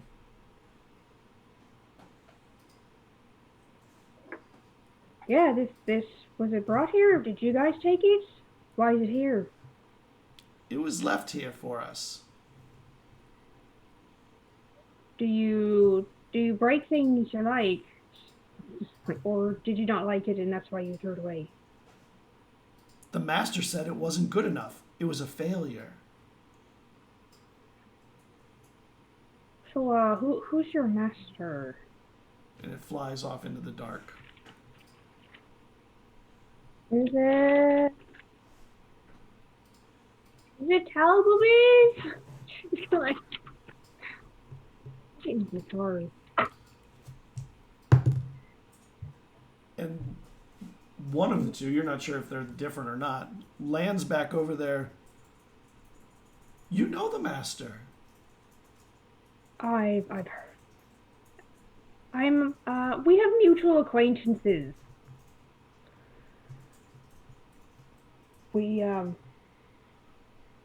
Then we won't feed on you today. If you're the master's minion,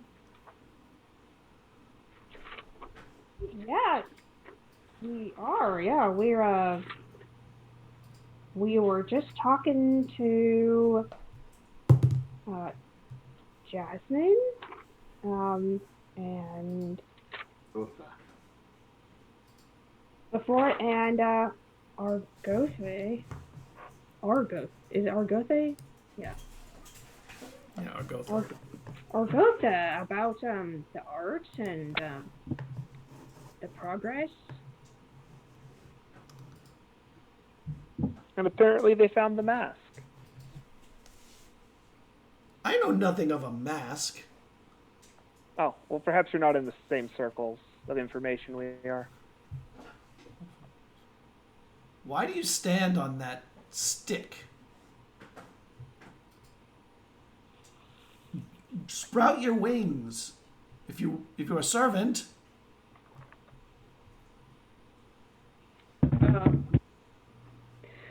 Well, he has a lot of different types of servants. We're kind of like a new cell, as in group. Vestron, while they're talking, make me a perception check, vision. We'll see if it works this time.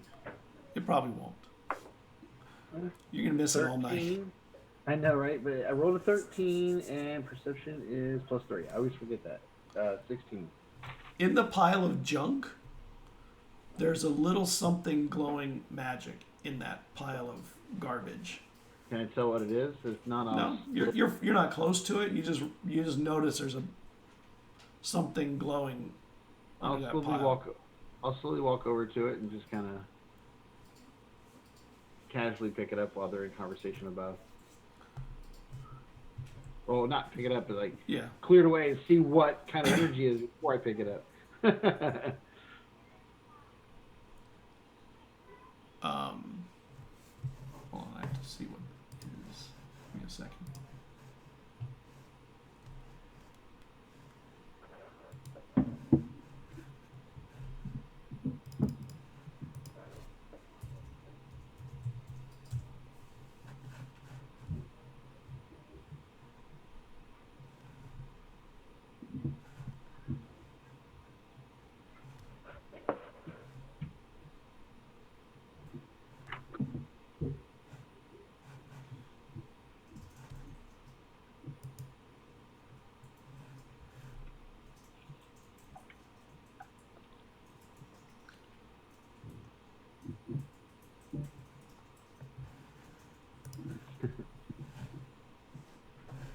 I'll look over at Eslov and I'm like, because he's down there with me still, right, Eslov?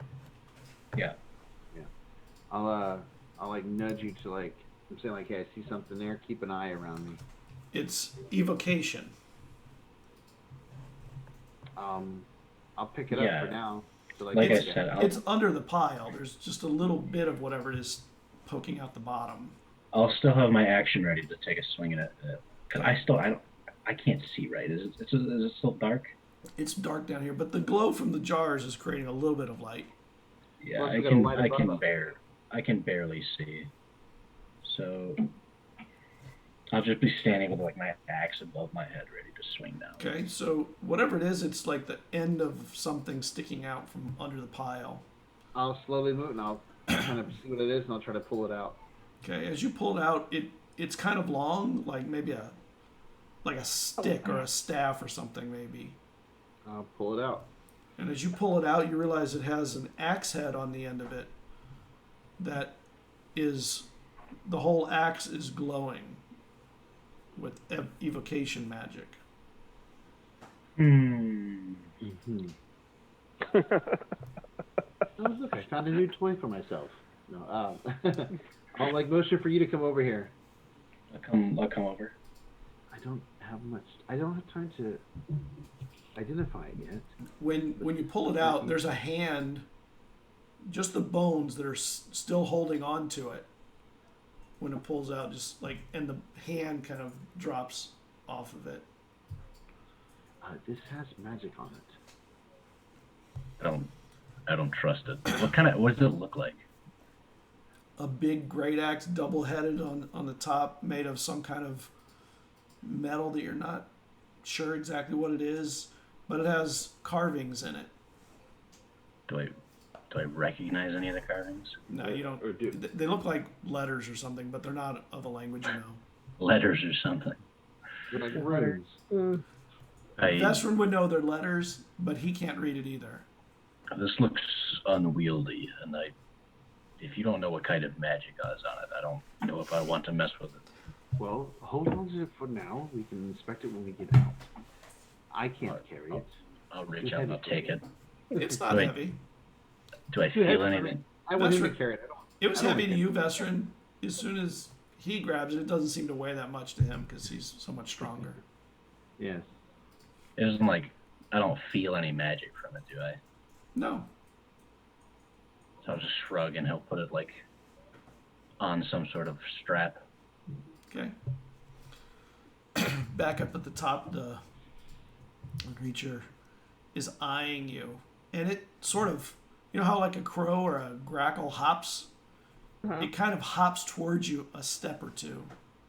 All right, I'll say, well, but if you insist, and I'll cast Disguise Self to look like a succubus.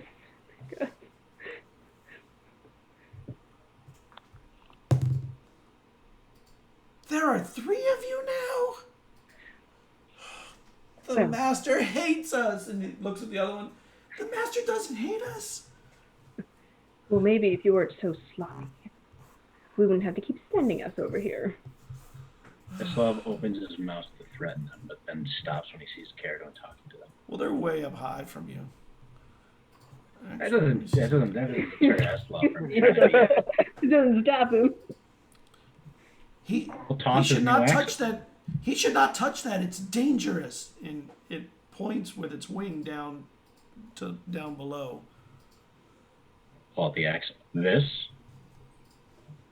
Well, it's talking to Caradwin, the succubus, and saying that that's dangerous. It killed many of us. Well, I was sent here to get a full report. Islav will control himself from saying it could kill more. And it kind of looks over the side and looks at Morkant standing on the ladder. Don't mind my pet. I just keep them around. We are very hungry. Yeah, we're very hungry. We don't wish to eat our own again. Well, I'm rather fond of this pet. He's quite good in bed. We'll bring you something. Disgusting. Yes, he's disgusting. You'd want to meet him anyway. Does he need both of his arms? Well, I prefer to keep them down. More useful with arms.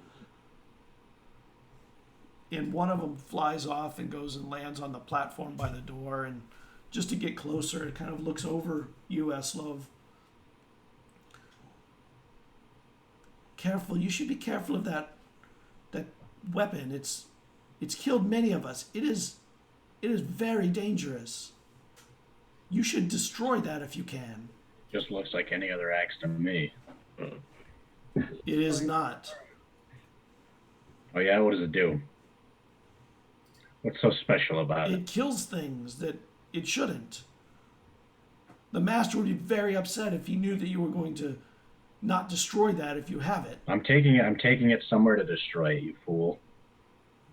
That's why you've come. Finally, they got You somebody should to think get rid before of you that thing. speak next time. You don't get to talk to me like that. You It know who flies I up into am. the dark.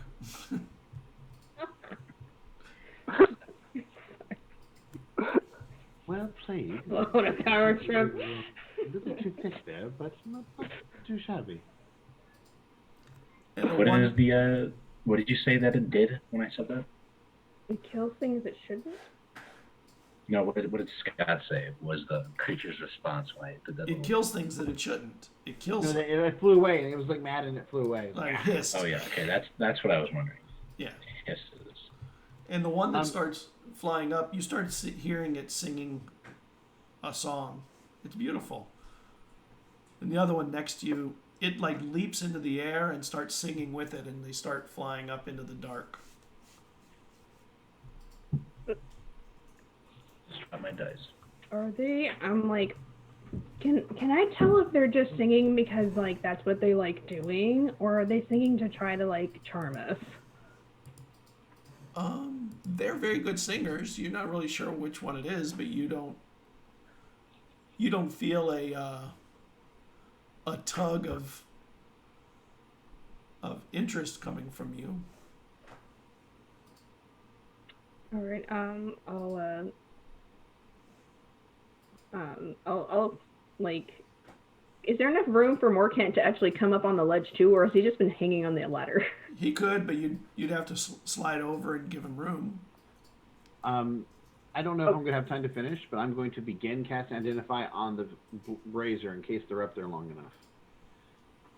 Okay. I'll just kneel down to Morkant and tell him, I think we fooled him for now, but I don't know what else to ask them without raising too much suspicion. You should demand the report you're here to receive. Oh, right. She'll like go back to her power stance and be like, stop that singing and get back down here. I demand the report I came here for. Why have you guys been bumbling about, not accomplishing anything? Why was I stuck here? Why was I sent here to clean up your mess? And one of them comes and lands in there. We apologize. And it lowers its head really low. You know, kind of like a bird does when it's kind of getting lower in its stance. You respect the beautiful and amazing Dwen. Quiet, slave! Yes, slave, be quiet. We'll eat you when she Yes, leaves you for us. And it's bird like it kind of peeks around Caradwin trying to see you. You have some meat. That report, what has been going on? Depending on what I hear, depends whether or not you get to keep it. There are people in the city now that have discovered too much and trapped one of the sisters. Ah. So And? So Corden has gone to try and free her. Although not yet. He's been working on it. He's been courting them. Isn't that the word he said? I don't know if that was the word. I think he said befriending. I think it was courting. It was one of those. I don't even know what those really mean. She just, like, makes a face. Very well. Wasn't there another one floating around? Well, yes. That's the one that's missing. Jezroth has been captured by... Did they say someone from the Soul? The Soul, yes. At the Soul. She like pinches the bridge of her nose, and she's like, so one was captured, and the other's trying to cover it up. What's the progress on the jars? Oh, the artists' souls have been trapped outside of their jar. They're now captured inside the artists. And they haven't provided a sufficient enough work yet? They've been terrible. There'll be new ones coming when when the warm season comes. And then we'll find one. There are some coming from across the water. I don't know where from. I know where, from Arendelle. And it looks at the other one, kind of rolls its eyes at it. She doesn't know what she's talking about. You don't even know what an Arendelle is. I don't know, but I know that that's the place. Okay, so we got real names. What's I gonna do? Oh. Well, why isn't Jessa, whatever, just porting out. Why isn't she just phasing out? What's keeping her on the soul? It has some kind of magic from the old gods. From which god was it? The Horn Demon. Yes, Kalius. The Horn Demon. Okay, the whole... How do you not know that if you are serving the master? Well, I'm just testing you. Well, clearly you're a bunch of idiots. She's an idiot. I'm no idiot. I know what an Arendelle is.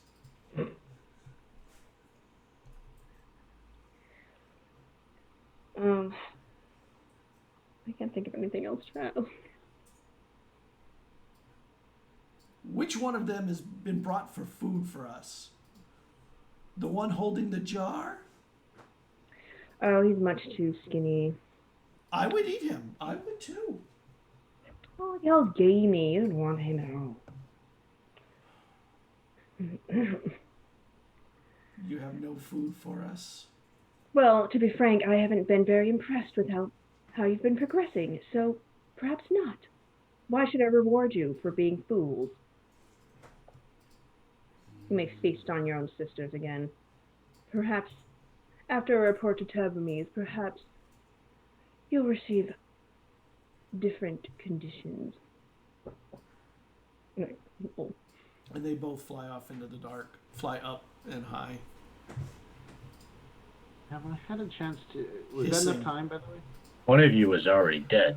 You can just Yeah, eat them. the brazier has revivify. The brazier is used for doing revivify. Did they hear what I said, Scott? What? I didn't hear what you said. What did you say, Aslo? One of you was already dead. You can eat her. And I can chop her up all nice for you, too. Split her into even proportions.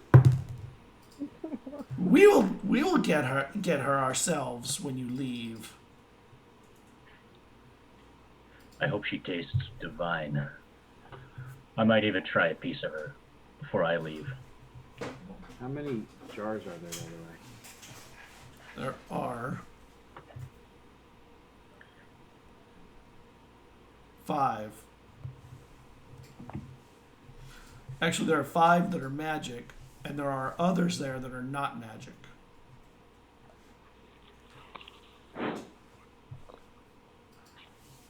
I will begin taking the 5 and putting them in my bag.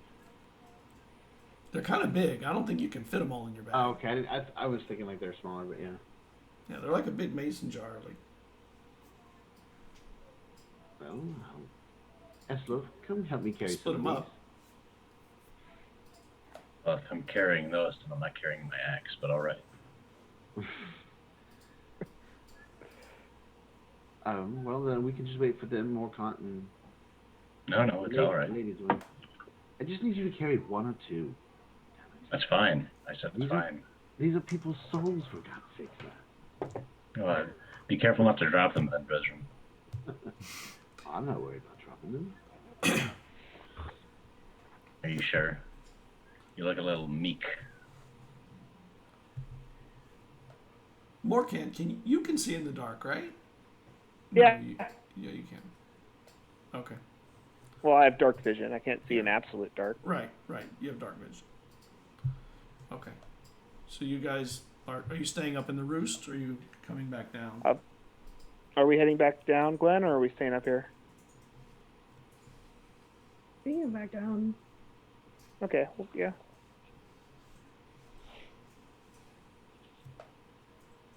You head back down, and when you get to the bottom, Morkan, make me a perception check.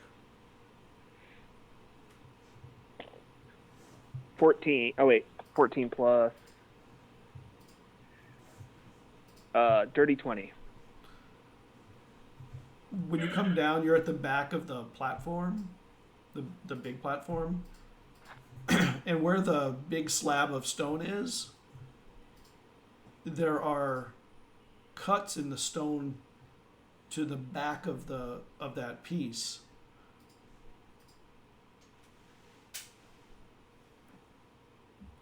like two straight lines that come out from the back of it. Do they look like mechanically placed? Right, that's the badger. They look intentional. Yeah, they look intentional. Okay. Like grooves that something would slide along, I'm assuming? Yeah, maybe. Something like that. Glenn, when you get down here, can you point your light in this direction for me, please? Sure. Down, and I'll like kind of. I'll just shine it around for him. So I'll kind of inspect it. What do I see? And it looks like there are two grooves cut that allow the slab of stone, the piece, to somehow slide along or roll along if it rolls. I'll start pushing to see if I can get it to move or slide in some way. No. I'll point out the grooves to everyone. Maybe there's another foot pedal thing. Because the outside had a little latch. I'll stick my hand down in the muck and see if I can find a latch of some sort. And in that pool, there is a latch in the bottom of that pool. You're brave soul. What I love is I took the time to bathe myself and then immediately got lit on fire and thrown into sewage. It's not sewage. It's not sewage from the birds above? Not the muck in the pool. Oh, yeah, I thought you were talking the pool in the middle of the room. Yeah. Yeah. So It's I'll not. click it and I'll try and Yeah, slide. you lift it. It's like a handle. You lift it. And when you do the Thank you, Glenn. That was correct. and then Thank you for doing it. the altar slides back, and there's stairs that go down. Look what we found. Shall we head in? Yes. Vezrin, Esloff. Yeah, coming. Yes, you see me coming with the jars. I'm holding 1 or 2 or probably 10. Vezrin looks like he's juggling bowling balls of jars, trying to hold them all. I could use some help with these jars if you can store yeah. them in your bag. Yes, I'll open my bag and How big are they? They're mason jars. But Like, if bigger I than got- mason jars. Oh. if I got like one of the big jugs of pickles, Yes. that's what I'm picturing. Not quite as Okay. tall, but yeah, like that. That's the right width. I'll fit what I can. Now, I'll lean into the two of you and let you know. The brazier seems to be something of a revivify spell. Well, Necromancy. if we die in this room, it'll be very helpful. Well, we'll probably go to the jar. Or, yes, it'll. What I think happens is they bring people here, they kill them, right? Their souls are released. They go towards the jaws, which would be to contain them, and then the cage keeps the souls from going in, which they then use the souls to put into other bodies. I see. So if you die, and then these things up here probably eat the bodies of the artists, so they can't return to their bodies. Mm-hmm. Well, it's one way to get rid of bodies. Yes. So, again, I'm spitballing here, but this is what I would assume is happening. Well, let's go down to the altar room. Well, you go down a few stairs, and then it turns into a cave rather than the smooth. Okay. Hey. Lantern. This is my lantern. And in the distance, you can see light.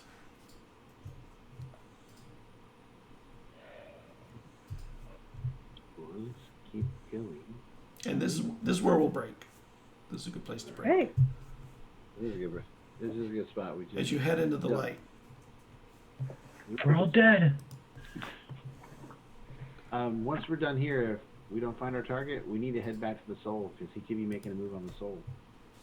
Yep, I thought the same thing. Salute. And if not, then we need to find that damn gnome. That tricky gnome. Gnomes are all tricky. Did the gnome look like a stonemason? No. It was a female gnome as well, yes? It was a female, yeah. All right. Just make sure for my I notes. do like how quickly Marquant went from a devout follower of Acor to a sex slave like that. Well, you can thank Carradwood for that. That was some good improv. That was great. I love that. What was Morcount's reaction? Probably just stupefied and wanting to introduce himself until he realized what was going on. Yeah. It was not where you thought it was going to go, that's for sure. No, it was fantastic. All right, thank you, everybody. Have a good night. We'll see you. Oh, next week, before we go, next week, I'm playing in a charity game at 10:30 that night. So we'll talk about whether we can either start early or play on Sunday or something. So we'll see you again next week. I'll figure it out and I'll post it on Twitter. So follow us on Twitter. In fact, follow everybody on Twitter because everybody here is Follow awesome. me on Twitter. Yes, I have the best Twitter account. Yes, I've ever you're trying wanted. to get more in touch with people that follow you. That I saw you post today. I thought that was cool.